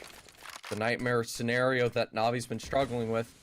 Of course, it's hard to convert these sort of rounds, but the fact that Entropiq's getting them so often and able to play correctly to convert them not only shows their strength to play together, but the weakness of Navi falling apart after such a bright and wonderful showing. Simple could have the perfect time and catch players off, but instead it's a complete bait move. First shot awkwardly misses from Elian, but still they have this man advantage, and it comes to Perfecto not even able, or Electric rather, not able to find one, leaving Perfecto alone on this B site, forced to save. Entropiq with 4 alive, just out-doming and even outplaying with some really small details on Na'Vi to get a third and deny them from stealing a second round in a row. Have enough money saved from being able to get that round that they'll be able to buy up in the next, but it'll be about all they have if Entropiq keep building up this lead. I mean, what stellar entry frags here from Entropiq. I mean, it's amazing what Elian achieved there in long, able to catch out Bit, who was just jump spotting that position to try and see if there are any players approaching the A-bomb side. But you definitely didn't expect that there's going to be an AWP so early in the hands of Elian. And then you see the remaining players of Entropiq just hitting the A-bomb side, and those entry frags looked so good. Simple as well tries to go for an aggressive play, but he gets shut down. Boomich, on the other hand, also takes the hit. And of course, Electronic, by his lonesome, doesn't stand a chance. This is a really solid round here from Entropiq. Really nice plays coming in, and well, Na'Vi gonna gear up for this one. It's an op in the hands of Simple. Let's see where he takes him. Important thing to note is, as poor as it may feel due to the previous match, the fact that they've already gotten around, and even though they're still losing and down 1-3, they are putting a better fight into it. Maybe not necessarily with the amount of players alive, but strategically they seem to be a little bit more informed, and they seem prepared for possibilities and such. Boomich could get caught on the wrong timing here. Sees the door creep open, try to spam and pre-fire a boost position. Just give him water control. Simple looks like he might be interested in trying to creep up Monster. No, there's a player here. Forcer needs to be careful not to give away this pick to Simple. If he wants to ensure then get this round, not give away that man advantage early. Forcer's almost kind of stuck here, sort of like a pit with flashbangs, but Simple misses the first shot, able to quickly recover, get the second as Forster tries to punish it with a wide swing. But it means they're leaning towards this B site with the bomb. Krad's found space into the restrooms. Bit could have caught a good timing on him, but instead it's Krad with a potential opening. Unless there's a swing from long, Bit has to worry about his side, but it's not being covered by anyone, nor cleared by Entropiq either, so it ends up working in Bit's favor, as Boomich just lurking to the side for the rotation means Elian's left in a 1v4, 30 seconds left, and 4 players to possibly try to hunt him down if they desire. But smart enough, they're going to try to just save and keep that money conserved. So they know they'll have to deal with Entropiq further if they want to continue to handle them and get more rounds off of what they have. I mean, you also noticed the change up there from Entropiq. There was, of course, the early frag there from Simple, and the players of Entropiq don't waste any time, and they consider, you know what, let's just leave Simple be, and we're going to go towards the A-bomb site. We're going to take all our forces and leave that area of the map completely. But as we saw, Na'Vi, this time around, a much better defensive on the A-bomb site. They managed to hold their own without much of an issue here. And so that is a great round being picked up. And yeah, you're also right about it. You can see that Overpass is a lot more competitive than what we saw in the first half of Nuke. I mean, the first half of Nuke was pretty atrocious for Na'Vi, and so they're actually standing for a fighting chance. Always great to see, though. Interestingly enough, Entropiq, they go for the reinvestment here, but it's a few more Mac 10s. Nickelback really preferring this Mac 10 purchase over and over against, even when he has to go up against these armored opponents with the M4s, and some of them even with AKs. Yeah, things really start to settle. Bit's prepared for these initial peaks, able to take down the first. Might end up peeking the op of Elian here. been very keen so far with his shots. Walk through and give away a little bit of info, getting tagged by one or two of those last rounds from AK Mag. Spitz just trying to hold this close angle. Lackey's trying to hold the smoke, find the gap as Spitz crossing through. Trying to find him, but it's an op shot in response, and a double simple wall banging Lackey out of the round straight into the restroom. And Bit able to handle Elian, gets tagged, but through the trash can, giving him good cover to stay alive. Forrester will be able to pre-fire him down, but now Simple to reset, drop down from the dice box, go for a pre-fire shot or two, catch player off guard, but now they're in a 4v2 advantage. And possibly for a first time set up to be positioned to get the lead on the map throughout this series so far. Forrester left with just 13 points of HP, 30 seconds left. Forrester in a good position to at least save this AK and try to go for a hero round in the next. But they have to respect and give Na'Vi an even scoreline. Yeah, it is going to have to be just a simple save here from Entropiq's Forrester. That seems to be the obvious choice to make. But yeah, Na'Vi right now, much more solid holder on the A-bomb side, putting Entropiq in some dangerous situations. Even there, we saw the commitment on the A-bomb side, but Nickelback, he pushes out from the restrooms. Easy target there for a guy like Bit. And so the money not looking too good here for Entropiq. It is going to come down to your standard run-of-the-mill eco here, that's for sure. To keep an eye on how things go here. Forrester's had a very strong performance on the second map here and has had plenty of impact on the first of Nuke as well. If you can get that early opening, get those Glocks some upgrades, things could fall apart very quickly. All it takes is a frag or two on this B site to open it up and have things get torn apart. Will be denied. Boomich to take the first down very quickly.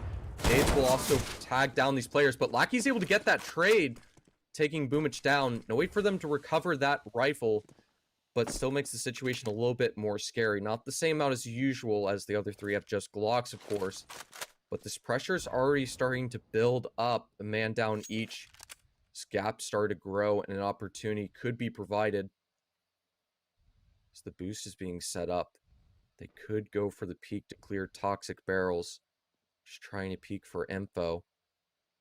Question is if they try to go for the risky play of jumping up to see even more on the site.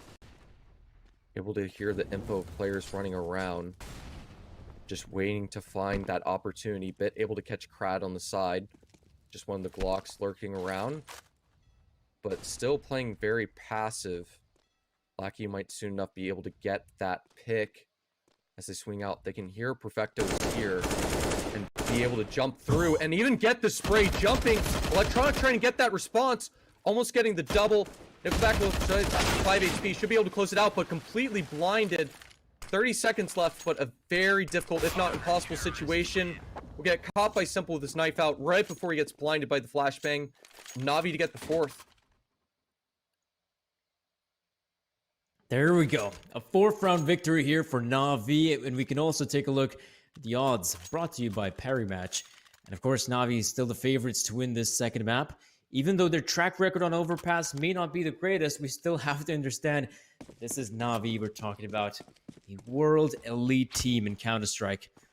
And so for the guys here of Entropiq, I mean, that was a somewhat an interesting round. Forrester with the AK-47 dealing some damage, but of course not getting the round win. Simple though, judging things up right now, looking for some of those early frags in Fountain, but doesn't see anyone just yet. Speaking of Forrester though, you might just be able to sneak past through here. Electronic, ooh, goes in for the jump here. Lackey gets the frag here and Boomich. Electronic goes down. Perfecto swings out, but it's Forrester with yet another frag.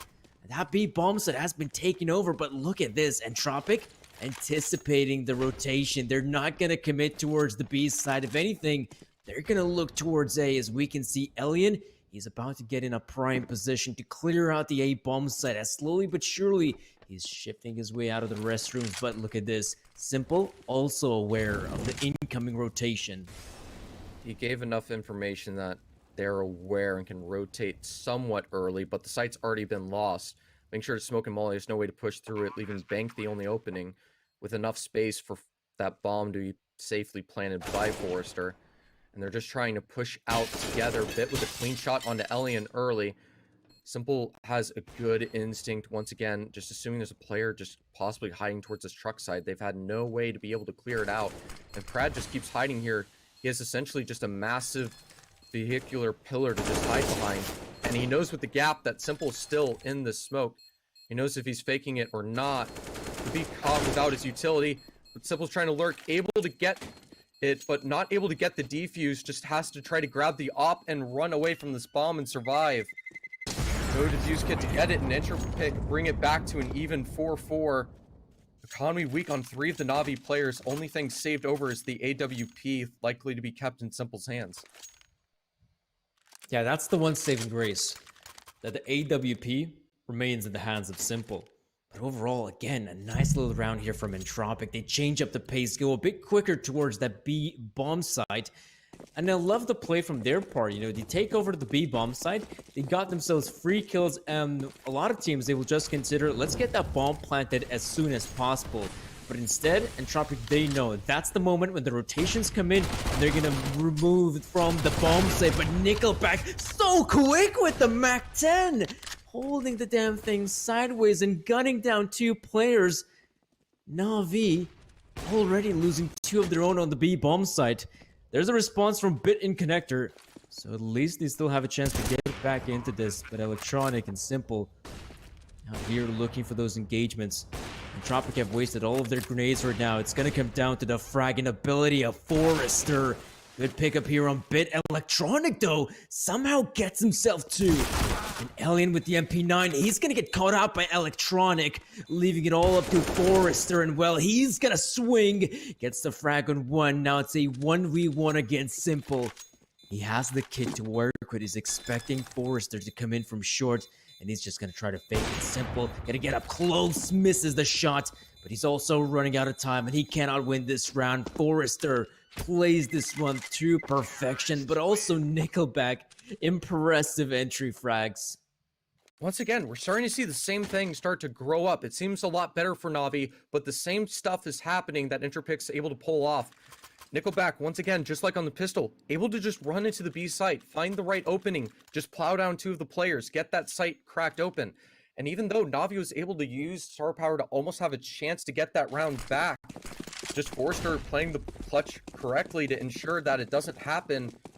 And Na'Vi just keep losing these man advantages and just keep giving these men away. This B site's starting to fall apart constantly, and now they're stuck with the Nico. Simple with the saved AWP being the only weapon, and they just double nade Electronic as he tries to get early info jumping from the sandbag's position. They still have the op from Simple here, but we're just seeing a repeat of the same thing over and over. And I'm just not sure how Na'Vi are going to adjust being behind once again. I mean, here as well, it is just going to have to come down to someone like Simple potentially moving up here with the AWP. You could find some frags, but really in his position is towards the A bomb site. None of the players are here. And so all we have to do is just play the waiting game. Potentially for Entropiq, they might see someone going for the push or some aggressive plays with those pistols, but nothing of the sort just yet. They're playing this one very safe. They say that though. There's a bit of a stack here towards the B bomb site. We of course have Simple with the AWP. If you'll notice this from Entropiq as well, they have all 5 players, or shall I say all 4 players close by the B bomb site. Even Krat coming in with a big flank all the way from the A site. So now with 30 seconds remaining, I mean, Entropiq, they have to commit towards the B bomb site. They don't really have any more options remaining, but Krat, oh, you can see he's getting in a prime position. He might even be the first point of contact, or actually no, there we go. Smoke's being deployed, and now Krat's gonna push on through the smoke. He should be able to get himself a few good frags here. Perfecto though, close by with a CZ, and this is turning out to be like a really clean round here for Entropiq. There we go. Not a single player going down. Na'Vi set up in the perfect position. Everyone stacked together on that bomb site, but with the A left completely open, Krat just perfectly reading, lurking behind them, getting 1 step ahead of them. And even though that was his first kill displayed on the scoreboard necessarily, the impact it has, just not even just distracting Simple, but even able to take him out on that AWP, so he doesn't even find 1 to begin with. And also with how strong Entropiq have been with getting these executes onto the site cleanly. It doesn't matter if they have 4 stack, they're still going to win the round even without that flank in play. Entropiq just feel like they have an upper hand, an advantage of control that just Na'Vi don't seem to have despite having the expertise. Simple, of course, showing a classy, solid shot to get that advantage, but it seems to be something that doesn't matter too much for Entropiq. All it takes is a trade to respond with at some point and keep a balanced situation, and things might fall apart off of that. I mean, right now as well, early frag goes the way of Na'Vi. That's a good start. But as you'll notice right now, we might even see some aggression here in water. Boomich swings out. Perfect timing to catch off Elian. Now we will see some of the other players also just committing to the play. Not a lot of time remaining, and with a 3 versus 5 as this, they're just going to move into bomb site, hoping they could still get some frags. Any bomb plant here for Nickelback. So that's actually quite nice here. Bomb goes down. Forrester even finds the frag here in Boomich. You might even see, whoa, a very audacious play here from Entropiq. That's so sick. Nickelback and Crad, great crew frags. And now Lonesome Nickelback remains. 18 points of health, but he's going to go down to Simple. What a nice play there from Entropiq. You know, in a 3 versus 4 such as this, Na'Vi just expecting the players to wait behind the smokes. That's about it. But Entropiq, they realized they might as well do something ballsy. And that play, pushing for the smoke in the flashbang, was super sick. That was such a massive play. Even the fact that they don't even win that round, they shouldn't have even been in contest with it to begin with. Willing to do something so aggressive and take that risk, catching Na'Vi off guard. Wasn't for Boomich fortunately being able to get that tag on the last remaining player to make Simple able to get the frag in a far more comfortable fashion. What was a 3v5 and nothing should have happened. Just Nickel and Forrester with the AKs together, just setting up and using their perfect teamwork, showing just comfort on this map and their knowledge to do it. Looks like the molly missed for Playground, so this op's able to lurk up for free. Bit seems aware of the possibility that the nade has missed, waiting for it, but now we have an even situation turned into a different thing as Elian's taken down by Bit with the M4 as another pick's found with Electronic and the AUG, and now it's a 2-on-4. Might be too difficult a task to ask for.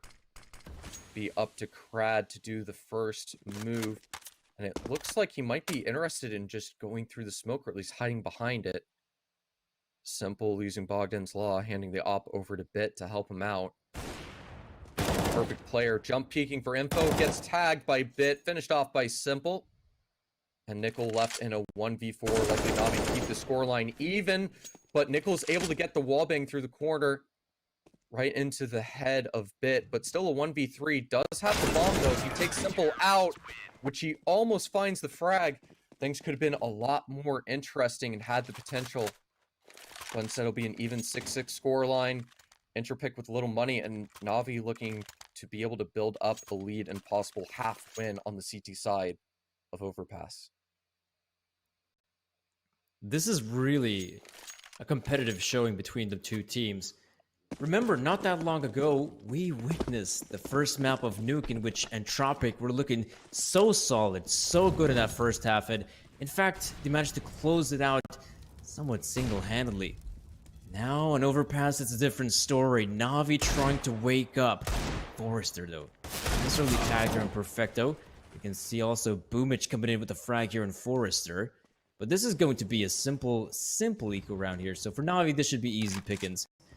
Should have no difficulties dealing with the players here in Entropiq.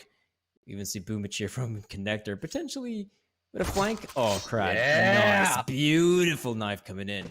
That's some op money right there too, most importantly. So even though Simple gets a lovely collat and Bit and Simple, or Bit and Electronic to get the last remaining 2, it's not necessarily going to matter, as that knife means there's 6,100 and there's an op to hand over to Elian that they shouldn't be able to have right now.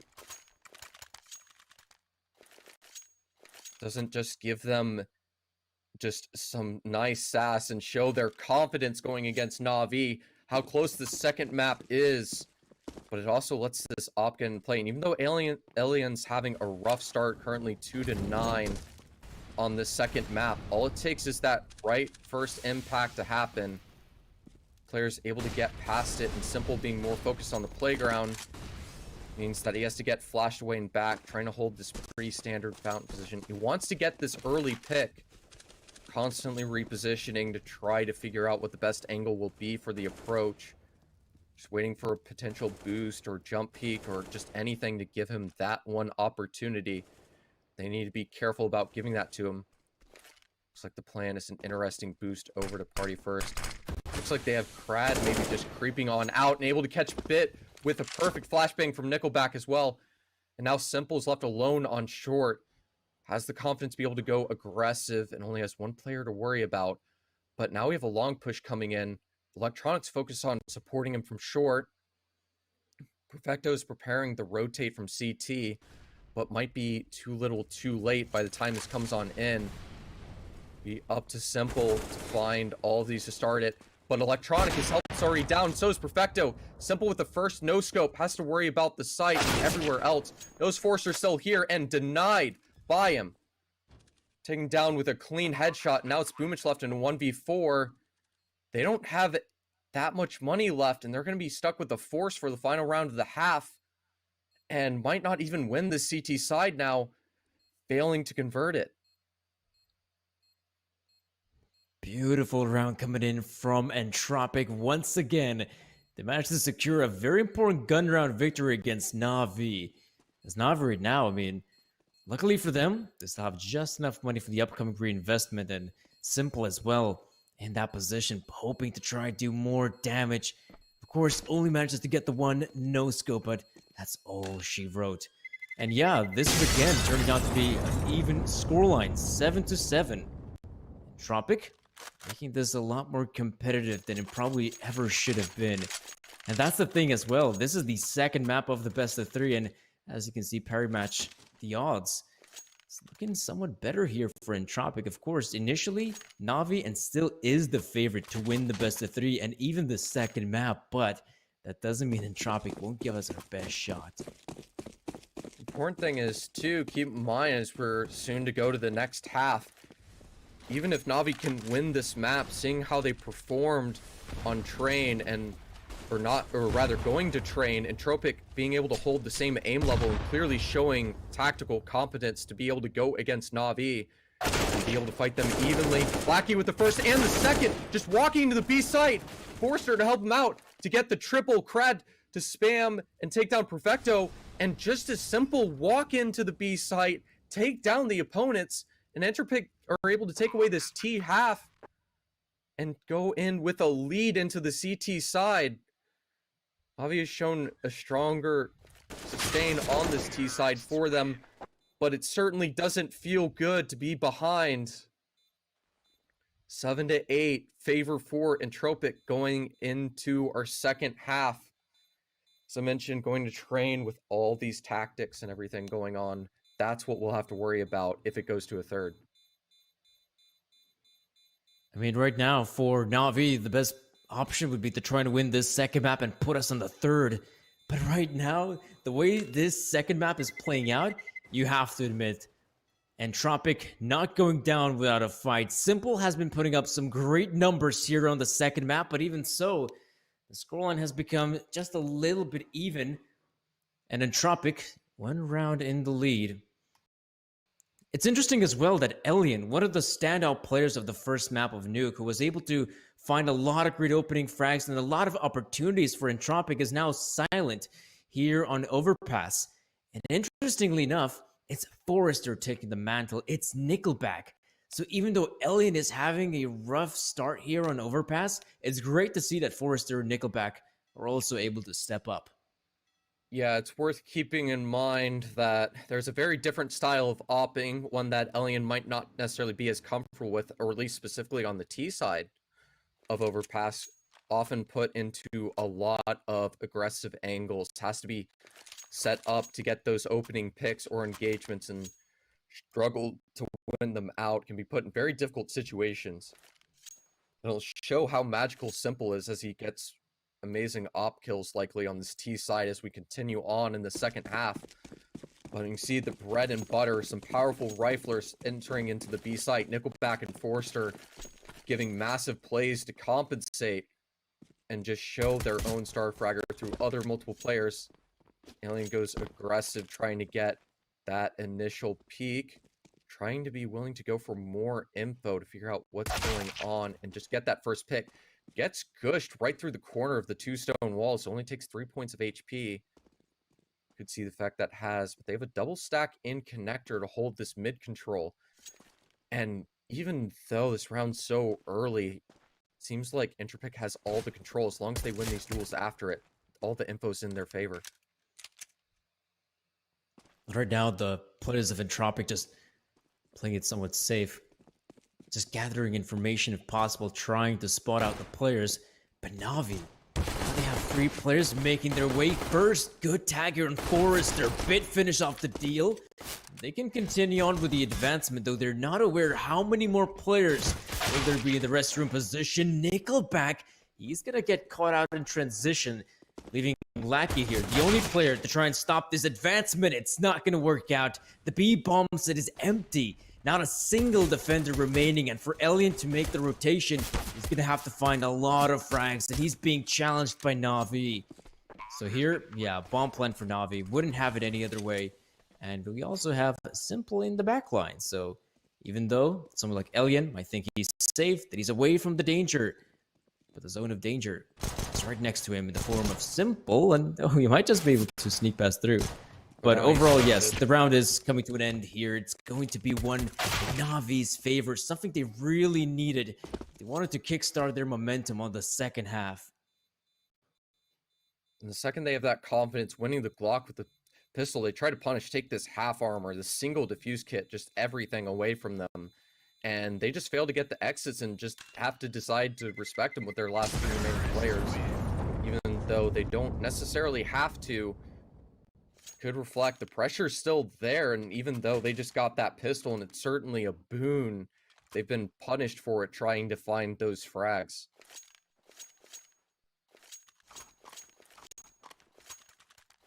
To wait and see how they want to handle going to this next round on Entropiq.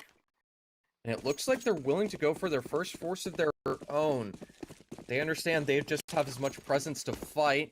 It could punish them in the same way, but early on in the second half, doing it once isn't the worst thing imaginable, especially when you find an early tag onto Bit, forcing a weapon swap.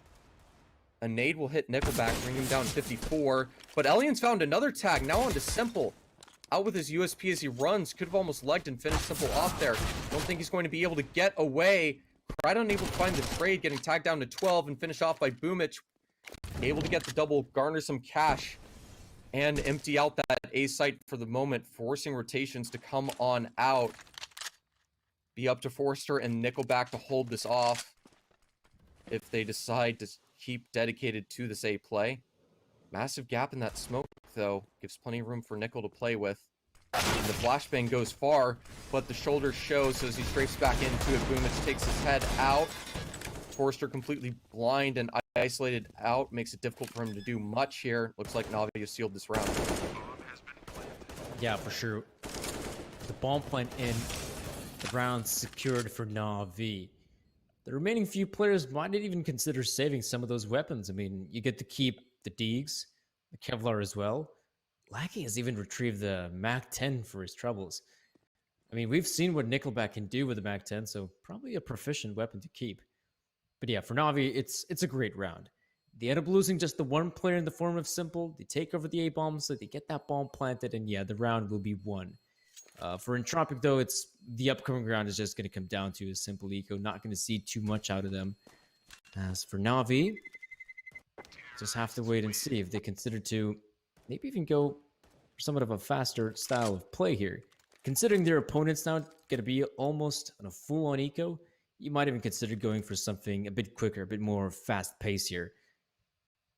Yeah, I don't expect them to invest too much more into this. Maybe just a little bit of basic utility, give them room to give this a fair shot, considering that they have a full armored MAC-10 and 2 Desert Eagles to work with. Sometimes it can only take 1 to get everything you need, as unlikely as it is. So having 3 weapons to play around, or even at the least just defend a position and punish any aggression, can lead towards lots of value. Be Crad just lurking with the USP alone. Be easy for Boomich to be able to flush him out. Crad trying to hide. Molly not spreading towards this direction. Might catch by surprise, but Molly works out in his favor. But Forrester left blind as he takes Boomich down to 29. No, there's at least a player, maybe even two in this connector. Perfecto trying to re-engage. And it's outside the restrooms under their control. Forrester not able to finish the frag, but more tag damage coming out. And even a little bit more onto Simple, but that Deagle is taken out of the equation. Just left in water for now. Decided to go that way, no way to reclaim it. Hot swapping weapons back over. Now Electronic being tagged as well. Harassed down just by the USP alone. Which makes these weapons weaker and weaker, these players. Perfecto and Boomich possibly getting one shot by Desert Eagles. The other three barely healthy enough, but enough that Laggy might be able to do the rest of the work, especially with one of these first entries being Electronic and Simple. With him being brought to half, Entropiq has just the USP, not able to do much, and Elian stuck in a 1v5. Not much for him to be able to do here. Be surrounded from all angles.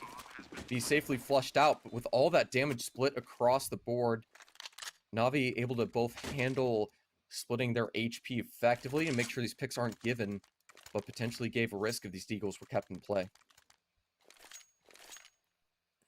Double up setup here from Entropiq. Very early on, looks like they want to try to get the big guns out as soon as possible. Elian as well opting for the AWP. Now it makes sense. He was the one playing with the sniper rifle in the previous map. But I'll say this though, Elian just hasn't been able to perform to the same standard. Hasn't really had too many opportunities with the op, but finally he gets his on Boomich. Great start for Entropiq. Because now the players can slowly but surely back away from their initial positions. Elian, though, still holding an angle here towards Long. The headshot would have been so precise and simple, but always a difficult shot to take. But look at Simple go as well.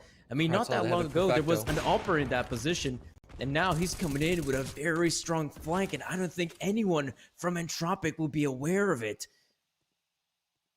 And even if Simple's able to start this flank, they have control. And looks like they have the knowledge and the consideration that there might be someone here. They know there's one in the divider. They know there could be one inside the long as Elian's now set up for it. And just with the positioning, there's going to be little to do. Nickelback already positioned to peek Perfecto. Electronic able to get a surprise lurking past the restroom. But that's about all to work with. Setting up a high flash for Electronic to work with. Able to catch Elian out. And with it, Crad with the space through the smoke to take one out, making it a 2-on-2, turned into a 2v1. Simple left to have to do the clutch. Could do it. 12 HP left remaining. Bomb stuck on truck, 30 seconds left. Knows Lackey is likely rotating from the B site. Round a lot closer than it should be. Na'Vi able to use that star performance. These superstar players to make it a close round. But Lackey's barely able to hold on. Simple choking the spray last second. Assuming he got the kill, moving, missing, and needs to recover. And Entropiq are able to keep it close, 9-10. And with it being that op still on Lackey, that might be all they need to get that opening pick and compensate any weaker weapons coming into this next round. And that's the thing as well. This round, we are going to see the weaker weapons here from Entropiq. It's just not going to be a good purchase. Definitely not on the same level what we saw in the previous round. We're not going to see a double op setup here, at least anytime soon for Entropiq. And so the reinvestment has to come through. I mean, they ended up winning the round. But for Na'Vi, the losers of the round, they're going to have loads of money to work with. And even so, I mean, in that previous encounter, it was a nice attempt there from Na'Vi. We had a bit of a split coming through. Players from restrooms, Simple from long, but it still wasn't enough for Na'Vi to secure the victory. And the clutch doesn't go the way of Simple. It looks like we do have a bit of a pause coming through here. It looks like a pause of a technical nature.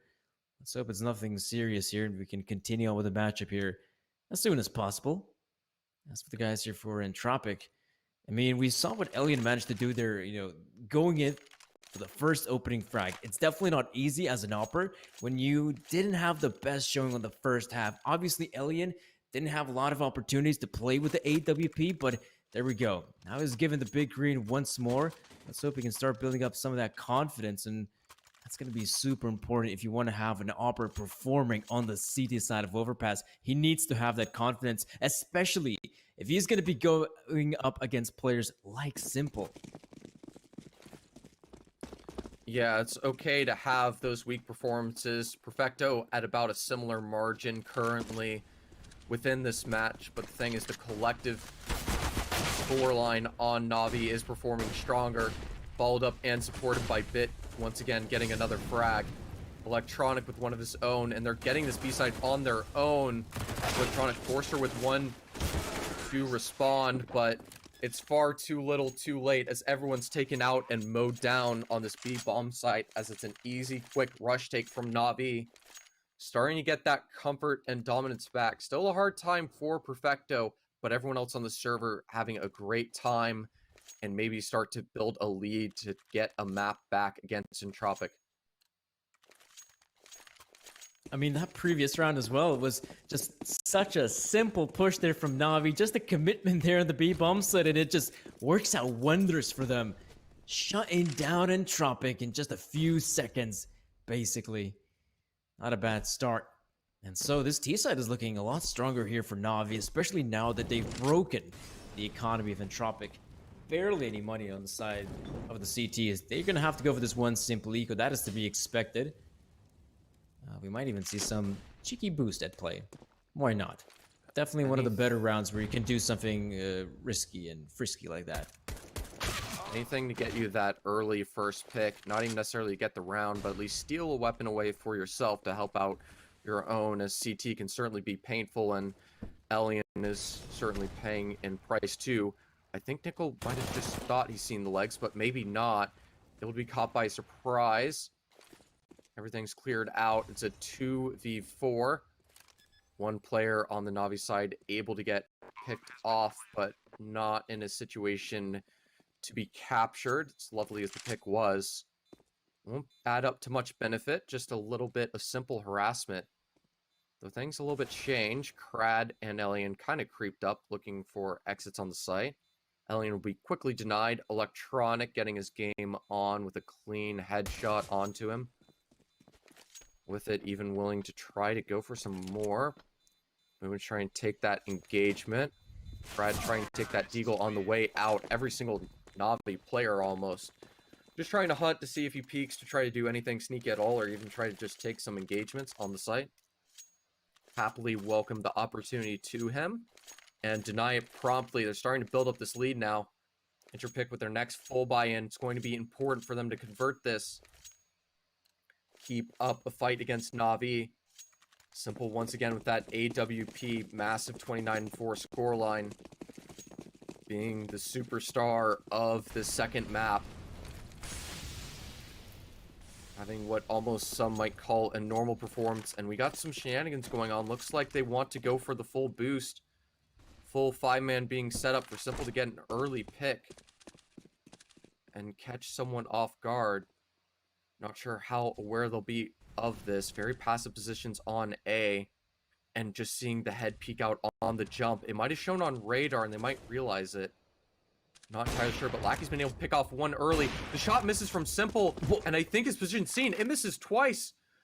Maybe he was still technically running or had a bit of an accuracy, but it's a tragic situation regardless. And a fortunate situation. Lackey's able to get that early pick on Electronic and still keep his luck. A bit of the curse coming into play for Entropiq's favor. Still plenty more that's getting them a fair win. But a little bit of fortune from Lady Luck to give them the opportunity to take advantage of. And even Flashbang, Lackey seems to be interested in pushing through the smoke. Simple should be prepared soon to punish. Though have done it just the wrong moment. Nickelback can connect one. Simple able to quickly react and get the trade as Perfecto takes down Lackey. But it's now a 3-on-3. They don't have control of either site. Player position to rotate to either one if you really wanted to. They're leaning towards A, but it's going to be Elian with this op. Hasn't had the best showing in the second map just yet. But this would be the perfect time to do exactly that. Has the knowledge they're coming. Misses the first flick. And misses the second on the pre-fire on the flower pot. Now left essentially almost alone. Getting rushed in from the side. And Boomich with two. Crad missing his shot as well. And now Forrester left in a 1v3, and something goes Na'Vi way, able to get a 13th and start getting in a position to close this map out and be able to bring it to a third. As scary as it is, it looks like they still have a chance in the series, and it's not too much to be worried about just yet, even with how the first map went. Yeah, right now, on this second half, Na'Vi is looking stellar. Even though initially, we do see Lackey securing the first opening frag here for Entropiq, it still ends up being a successful round for Na'Vi, though I wonder what would have happened if Simple would have hit his shots there on Lackey. Something tells me it probably just comes down to a Na'Vi B-side commitment and the round comes to an end. But here, we saw that the players of Na'Vi decided to go towards the A-bomb site, and a right choice as well. Elian missing his shots. Then as they take over the bomb site, it becomes a matter of Boomich cleaning house. 13-9, the current scoreline here for Entropiq. Things are getting a little bit feisty right now. They are running out of economy. They're simply running out of money to work with here, and we do see the M4 here in the hands of Forrester, the other players with the pistols. Overall, this is a really good chance for Na'Vi to extend their scoreline even further. Forrester taking the hit from the nade, Boomich clearing out connector, and we also have Electronic in short, prime position to be in. Everything's set up. Forrester's already brought down to 64. It's amazing a rifler as he's been. Multiple pistols left. Crad already taken out very early as well as with that connector control. And Nickelback getting hard cleared. Lackey's able to position correctly to trade it effectively and even smoke it off. But Bit's now taking down Elian. Last two players on this B site, and they're running into A. They'll have two rifles to steal away for this next full buy against 14 of Na'Vi. But things are getting positioned correctly for this comeback on the third map, and we'll have to potentially see how Train's going to go, as dangerous as Battleground as it will be. Yeah, now Train is going to be a really dangerous battleground for Entropiq, because even though it's a map, they themselves tend to play in sort of low tiers of Counter-Strike. They're going to have to go up against Na'Vi, and that's going to be a really difficult task. One of the better maps here for Na'Vi, the map of Train. So for Entropiq, it's going to be a really difficult challenge. But it does look like the weapons might just be saved here for Entropiq. That's at least one saving grace into this round. But yeah, 14-9. Na'Vi just a few more rounds away from securing potential victory here on the second map of the best of three. They're going to make sure to try and close this series in their favor. Obviously, we're just going to forget Nuke even existed.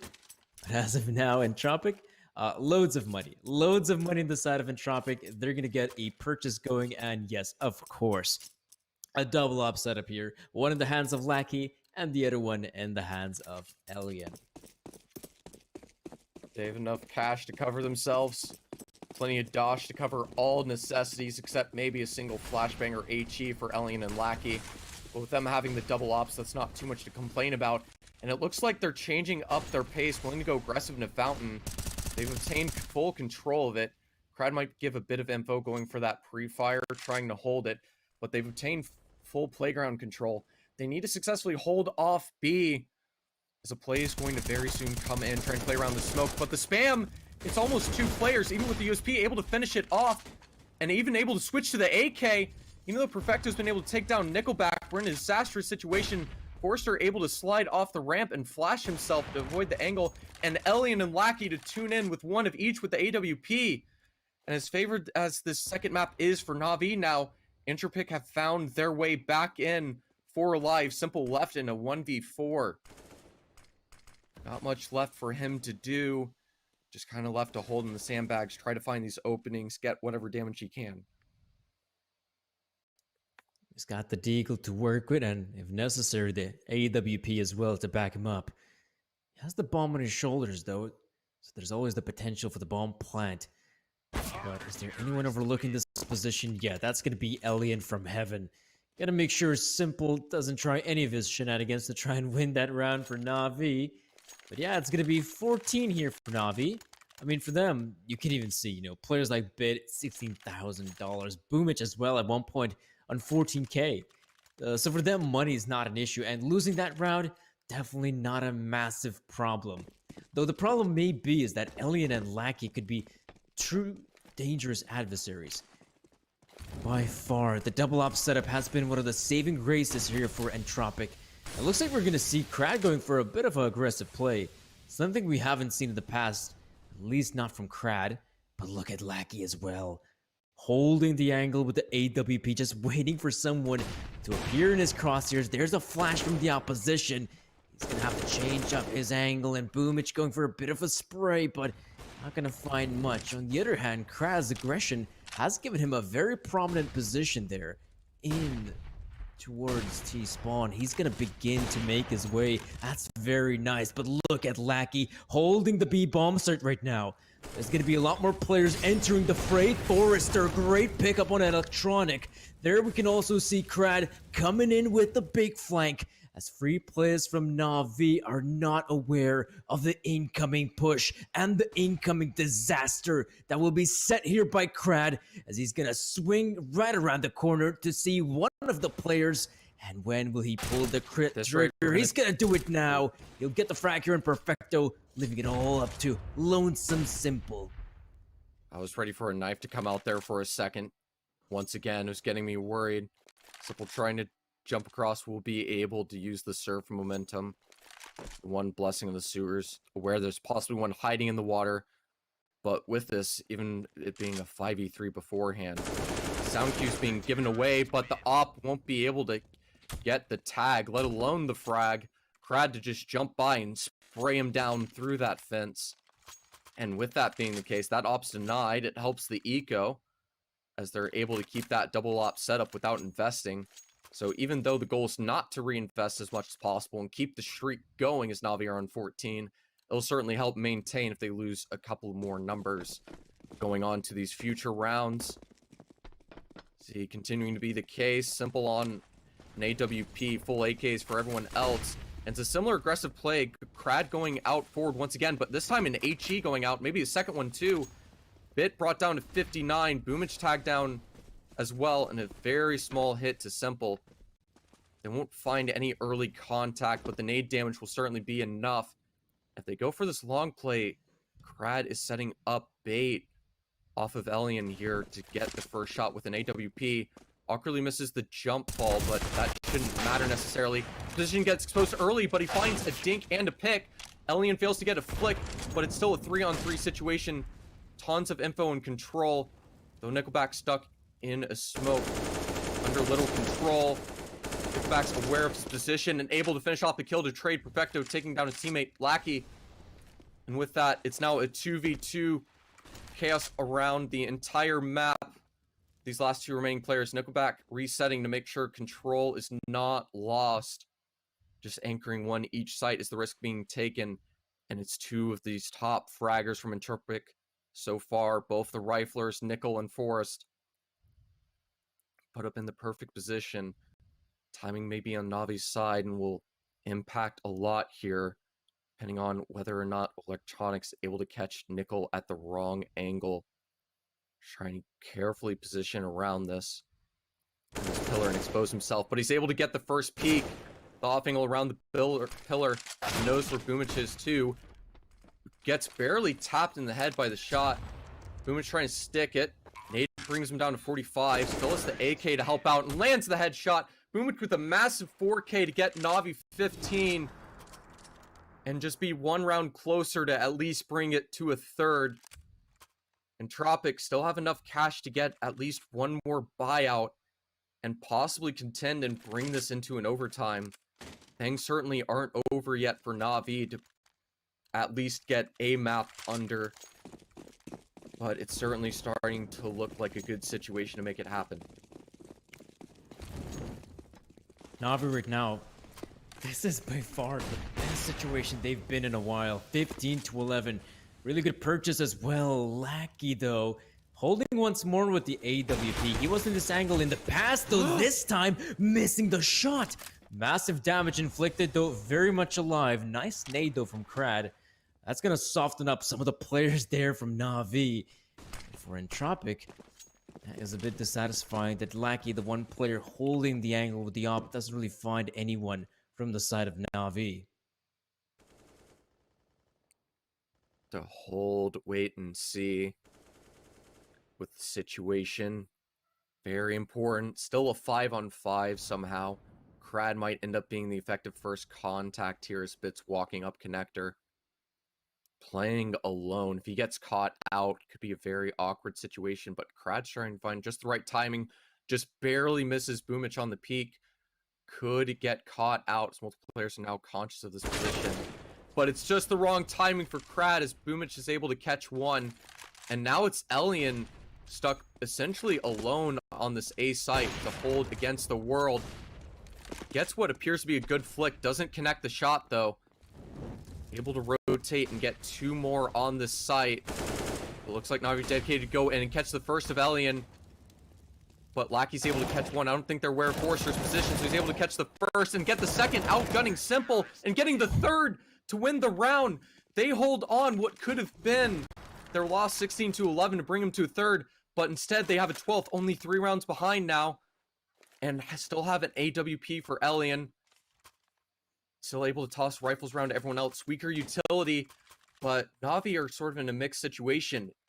They go for a force, end up being an eco after and a full buy for the last round in regulation. It looks like they're going for a full eco here, trying to get some bomb plants and go for multiple buys.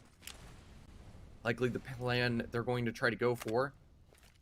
Always a good play to force them in an awkward position. Able to see the contact of one and set up aggressively to catch Boomich by surprise.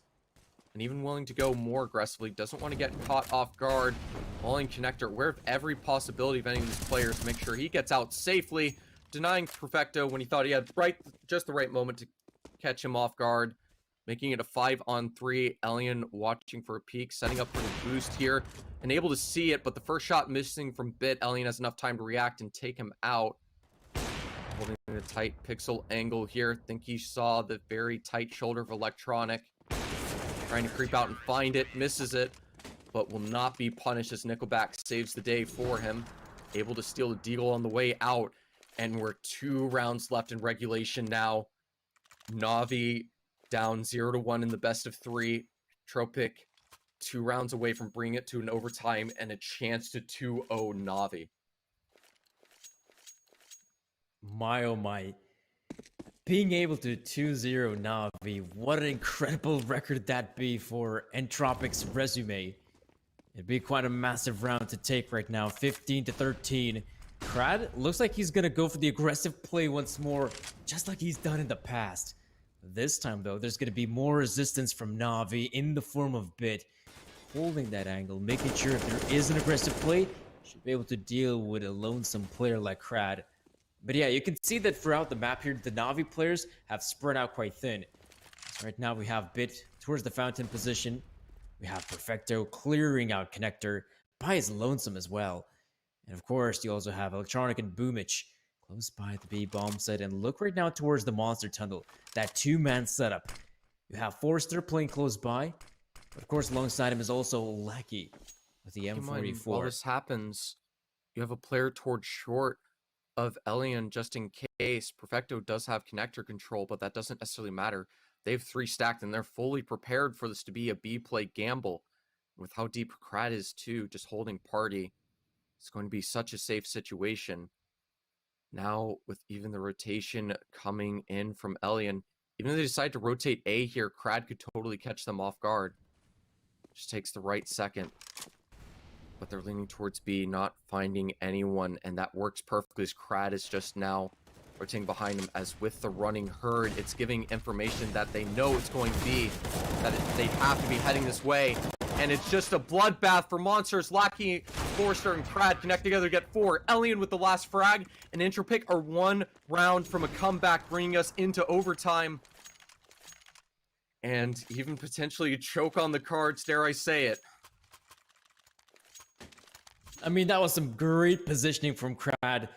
Undeniably so. Being able to hold that position at birthday for as long as he did, that's just so much information. If there's anyone from Navi that's trying to fight for some long control, they're of course going to be using utility, and of course, they would be clearing out that position. So luckily for him, he just gathers information there for Entropiq, and the players, I mean, they're putting a lot of emphasis on the B side hold, and for good reason. That's the area of the map Navi commits toward. And now, my oh my, it's back on pistols here for Navi. Some Tech 9, some Deagles. Great to see Simple in the AK-47 though. His AK could potentially be the difference maker. But right now, that purchase from Entropiq is stellar.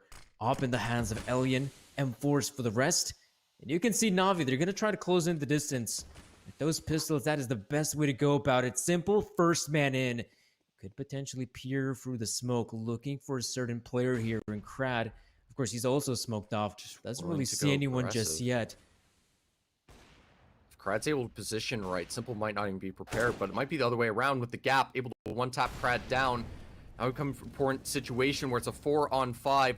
Weaponry far in favor of Entropiq, but with that first pick found, it might not necessarily matter as they have 3 on the site ready to go, knowing what's about to come on in. Nickelback only able to find 1. Electronic with a fast transfer. Forster to get a double with the rifle anchor. Alien with just 1, not able to get the quick scope for the last one.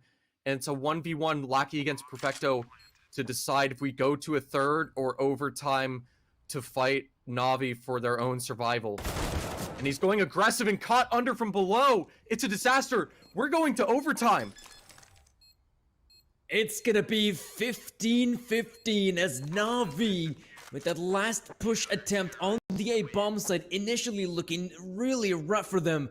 But Perfecto, great deagle shots, puts him in the 1v1, but even he can't come out on top against Lonesome Lackey.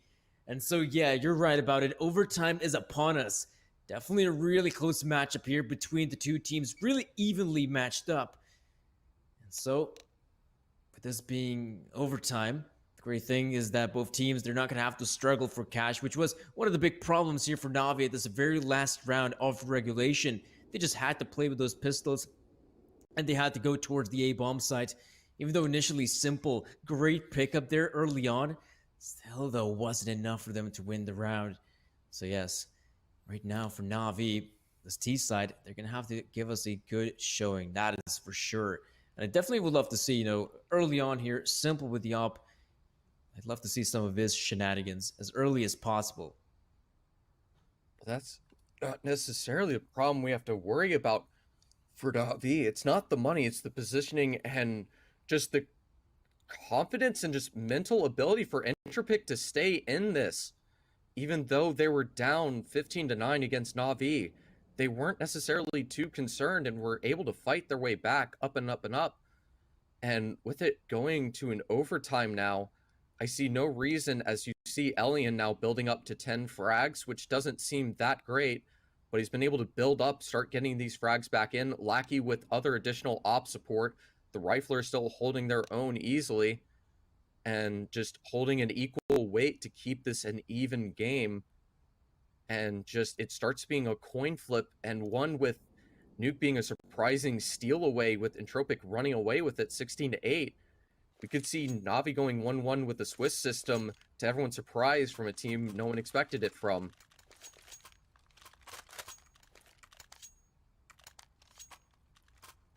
So we can see with the Perry match odds, that's reflected as intense as this is as we go into the very first round of our overtime. AWP for each teams, no double op setup, not risking that, at least initially for Entropiq. Just going for the standard rifles and AKs for their team. But it looks like Krad's setting up to go connector this time around, just early molly. Not necessarily going for an engagement, but Alien will not find much. But that nade does double damage onto Nickel and Forrester. And where Bit's position, he jumps up right into Alien's hands. Meaning Krad just has to try to run away and gets the space to do so. Able to run away to the restrooms. Has 3 to worry about from short here. Could be caught out. Simple able to get the quick no-scope. Or actually quick scope rather. Be able to handle getting that first pick. And able to catch Elian off guard as well. Meaning it's now suddenly a 3-on-4. Only player at 3 HP. Nickel position, but 2 pushing through long as well. He has to worry about just trying to hold this wide angle. Could be caught exposed from the side. Knows there easily could be someone here, but looking at the wrong angle. Simple just trying to find more information. Those tags just showing the weight of their impact. Forrester still tagged, and even with the perfect sign peek, perfect flick headshot right through the little gap in the sign. And Simple with another one, just going alive when his team needs it most. maybe one round too late in a way, but in another, just the perfect way to start OT, getting the first round. 4K for Simple, Lackey on the other side of the map, and Navi to get 16 against the 15 of Entropiq. Start this overtime.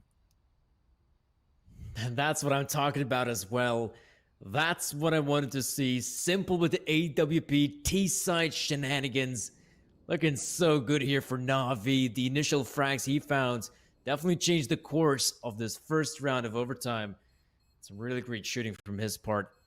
His teammates didn't necessarily have to do all that much, if I'm being honest. And Simple just walks in and just decimates the opposition. So yes, Certainly, that's for going to be sure. 16 rounds here for Navi.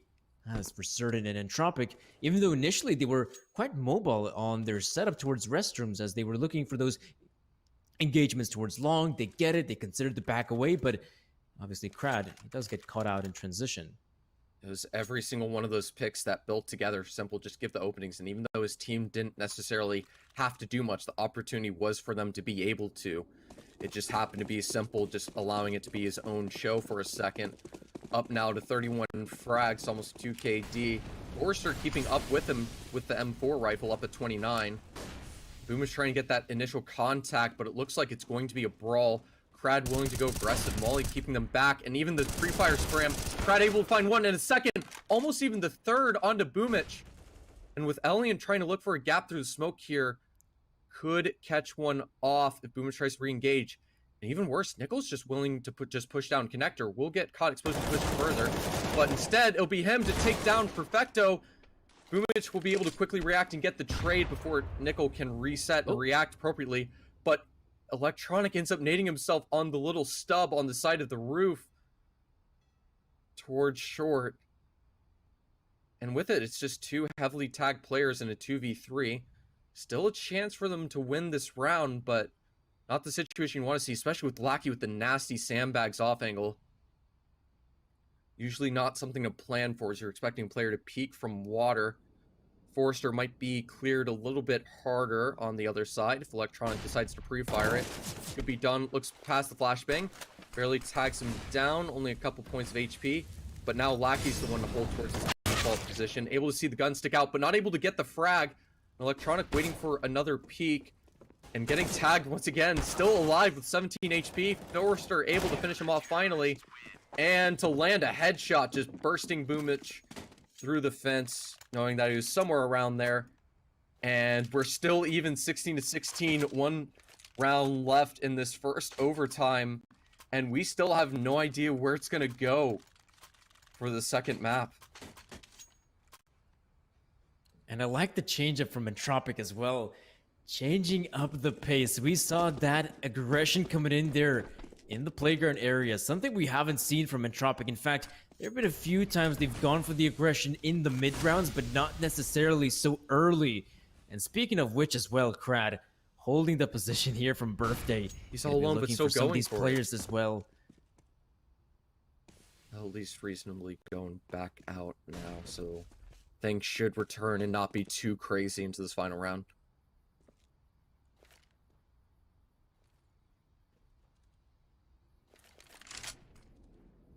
As right now it is somewhat of a slower round from Navi. Luckily for them, Krad's not going for any of the aggressive plays. Now, there is the double up setup they might have to be very careful of. Krad, though, with the M4, will have to face Simple. In the long-range duel, it will be Simple to secure the victory, but Elian, great response here in Bit. We also get to see Electronic securing the frag here on Lackey. Nickelback being softened up by the HE grenade. Some damage inflicted here on the side of Entropiq and Navi. 48 seconds remaining. 4 players close by the B-bomb site. It's pretty obvious what's going to come through right now. Flash is in. The push is also in. Nickelback getting the first, the second one as well. And Elian with the up. It's Simple who'll lose the engagement. And it's going to be another one for Entropiq. 17 for them as Navi only claimed the one round here on their T-side offense. They get the perfect tag onto their best player, Forrester, but it doesn't matter. He preemptively gets one through the smoke, gets another two through, gets a second through B-shore as they try to push through. Elian's able to rotate just in time, realizing exactly what's going on, gambling on the suspicion, leaving just Simple in a 1v2 after getting that op shot. And Na'Vi in the back foot once again. Entropiq 2 rounds away from taking Na'Vi down 2-0. A lot more of a fight on the second map, but there's absolutely nothing stopping it from happening. And with all of that pressure, you just have to ask, is Na'Vi the one that's going to be able to hold on? Entropiq have been just ahead throughout most of the series. I don't think their mentality is going to falter at any point. It's Na'Vi the one historically to fall apart in the past. And I don't see any reason that it might just happen again. This is just so scary right now. Na'Vi having some really big issues here to face. Though Electronic, great way to kick things off. Lackey, the first player to fall. We do see Entropiq putting a lot of emphasis on the B-side take. Of course, for Na'Vi, they still have loads of utility to work with, so they're gonna slow down the push for as long as possible, for as long as it is needed. You might even see a bit of a boost coming through here. You know, your standard boost, spot out a player in Toxic, or just like we saw previously, trying to go for maybe even a potential kill, as Forrester has the high ground. Looking to try and spot someone here from Na'Vi, but really not going to see anyone. Whoop, there we go. There's a jump spot coming through. For Na'Vi, they're playing a bit more passive on the B bomb, so they don't have anyone towards the monster position or towards short. They're going to play this one safe. Looks like things are starting to reset a little. Tags collective, but still a man down on Entropiq. But all it takes is Forrester to have another godlike round. It totally might be just about to happen here. Just has to find the right timing on this B bomb site. Throwing a single nade. The space for Monster has been provided. Everyone just stacked up towards the backside of this B site. They're giving them the room to at least get into it. Boomich can't even see, and even as the flash goes away, he's just completely confused. Nickelback with the first on this rifle entry. Perfecto able to try to find some tags, but stuck with nothing more than 7 USP rounds. Stuck hiding in the barrel. Almost able to take it down, Nickelback, but now it's him with a second. Simple in the water, able to deny the bomb plant. Forrester immediately responds with a trade, but that's going to be the round over. Bomb plant denied. No one covering aggressive enough just in case. And with that being the situation, Na'Vi are able to keep it even 17-17, but perhaps more out of sheer luck more than ability. They certainly needed that first round if they wanted to have the best chance to get to a second OT. But as things keep on even here, it just feels like the pressure is just so intense, and all it takes is one slip up from either side at this point. Oh, but that was such a sick play coming in from Simple, holding on to his position for as long as possible, and then when the time's right, the bomb plant comes in and he strikes, drops the bomb carrier and wins the round for Na'Vi. What a great round. And yeah, 17-17, Na'Vi, that's a good start here of the second half of overtime, securing that early round to their name. But you can definitely see that Entropiq looking very solid. Some really good opening frags they managed to. And so they're going to be changing the B-bomb side. The A-bomb side is where it's Krat, who decided to go for that push through the smoke. And you can already see 50 seconds have passed and 2. Play it around the smoke. Can't get, might give him something to respond to, and they're lining up for a 3 situation. Alien's down to a more sensible 3v2, but the worst thing about all of this is Lackey might be able to catch Boomich on the side, and even if Boomich doesn't see him, he has a complete free opening onto this B bomb site. If Boomich is successfully taken down, Flacky even clears water just in case right now, taking the back of Boomich. Now suddenly this B bomb site, 2v2, full control, safe plant, and then we'd be the first one to get to 18. Unbelievable play coming in from Lackey. Some great awareness to clear out connector alongside his teammate Nickelback, though, with the spray as he gets them both. Nickelback gets it with the 4K. And with that, Entropiq are 1 round away from beating Na'Vi 2-0. As close as it's been with an overtime on the second map, this is not something that should ever be something you consider more than maybe a lucky overtime map. not to be a lucky overtime map or in a very close situation to close it against Na'Vi, but to extend it to a third. But this is the situation we're in. It's Na'Vi on their last lifeline, a FAMAS, a Deagle, 2 M4s, and a UMP to fight against everything. Fortunately for them, it seems Entropiq might be leaning towards this B site once again. They might be prepared, ready to go. Looks like Na'Vi has the sense to be prepared for this. Bit in a similar aggressive position. If you can catch Elian early here, that will be massive. Just scoped in, probably more focused on long. If you can get that info. A lot of patience from Entropiq. Looks like they feel like they had enough presence. They might possibly, and it does look like they're wanting to reset towards A. They're going to soon have contact with Bit. Bit needs to be the first one to be able to get this frag. Alien's aware of the position, but Bit's able to find the first. Gets caught out between two, and the tag stops his escape, so Alien's able to take him down. Now we have a 4v4, and now Forrester still showing presence towards B. They're concerned, being split into a 2-on-2. It's the best situation possible they could ask for, and it's just a UMP and a Deagle to fight to hold this B site. It'll be up to Boomich to hit some insane shots as Perfecto supports from the side. They're just now starting to decide to rotate. Information just now coming in. They're able to trade together to get one, but not a second. Crad to get the double. Site under their control. And there's 2 players left from Na'Vi to try to deny the nightmare scenario. Simple on the fight. White swinging hard, but Crad with the flick. Now with the third. And now it's a 1v2 for Electronic. They're double peeking together. He almost gets the transfer, but Crad denies it with a 4K to steal away the second, 19-17. And they've done it. They've taken it away 2-0. There was no evidence. We didn't know anything about them going to this other than the confidence of Na'Vi going in. But it all seems to be gone and they've fallen apart. I mean, what an unbelievable performance here from Entropiq. They managed to not only make it close, to not only secure one map in the best of 3, they managed to secure a victory 2-0 against Na'Vi. What an unbelievable performance here from Entropiq. I mean, some really good, unbelievable plays, in fact. Not just great plays coming in here from Entropiq, but just unbelievable ones at that. Just amazing star plays all around, and just the fortitude.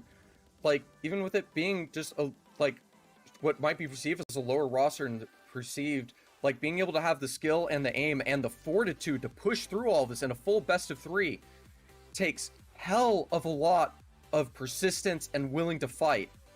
And it's just completely ludicrous to see them be able to perform this and just catch Na'Vi off guard. The boys absolutely deserve the win here for getting that one and probably leaving Na'Vi with their heads scratching. Yeah, absolutely. After a performance like that, Entropiq can be really proud of what they managed to accomplish. But if you're a team like Na'Vi, you're probably going to be looking back to demos and thinking, how did we mess up some of these rounds? I would definitely say this was somewhat of an overconfidence coming in from Na'Vi as well. Definitely thinking that, oh, Entropiq, this is a roster we can absolutely overwhelm by going with some of those 4 spies, but clearly not the case. Entropiq came into this best of 3 prepared, and well, they gave us a really good showing. But of course, guys, that is not going to be the end here of today's show. There's still one more best of 3 up play. That's going to be Forza versus Nemiga. Be sure to tune into our third best of 3 of the day, as we're going to be taking a bit of a break, and catch you all then for our third and final best of 3 of the day. There are only a few seconds to close this round. A headshot, nice. Fist bumps go to the teammates. I wanna hear your go, go, go. Make them feel your smashing blow. Swing around. Rise to fame. Hold the ground. Very much. They play, you win.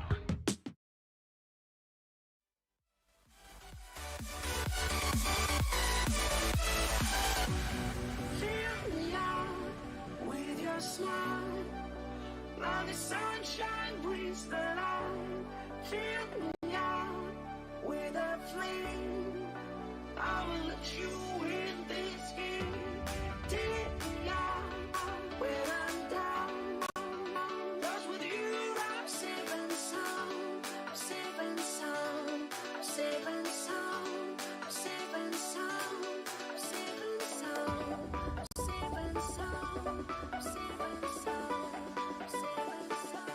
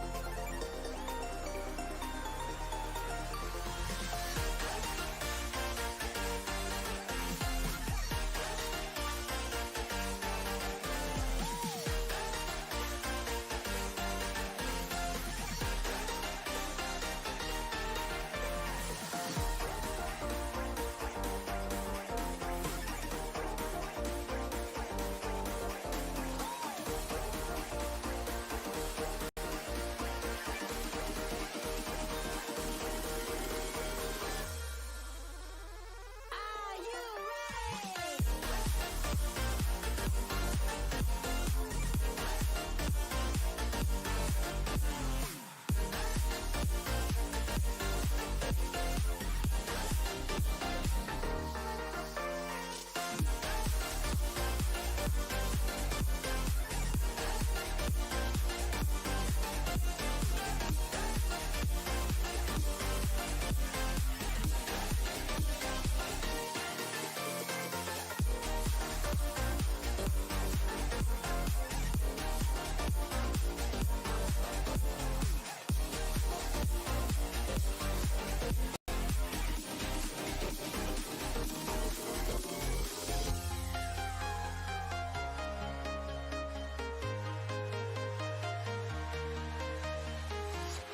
I'm walking alone, the streets are empty.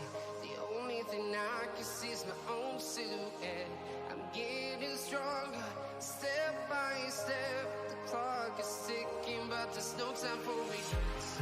I've been flying from town to town, from London to Taiwan.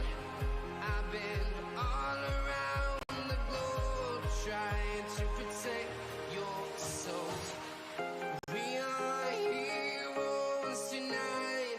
We will fly above the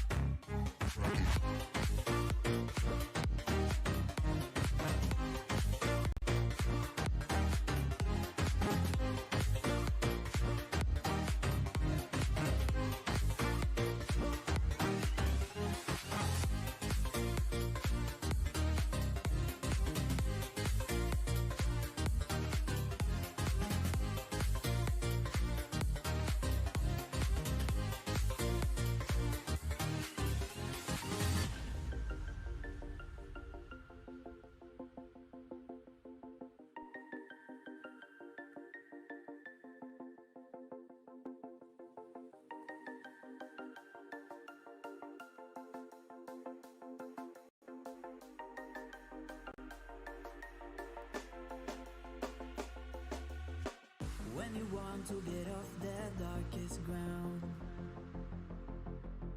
but gravity pulls you straight down.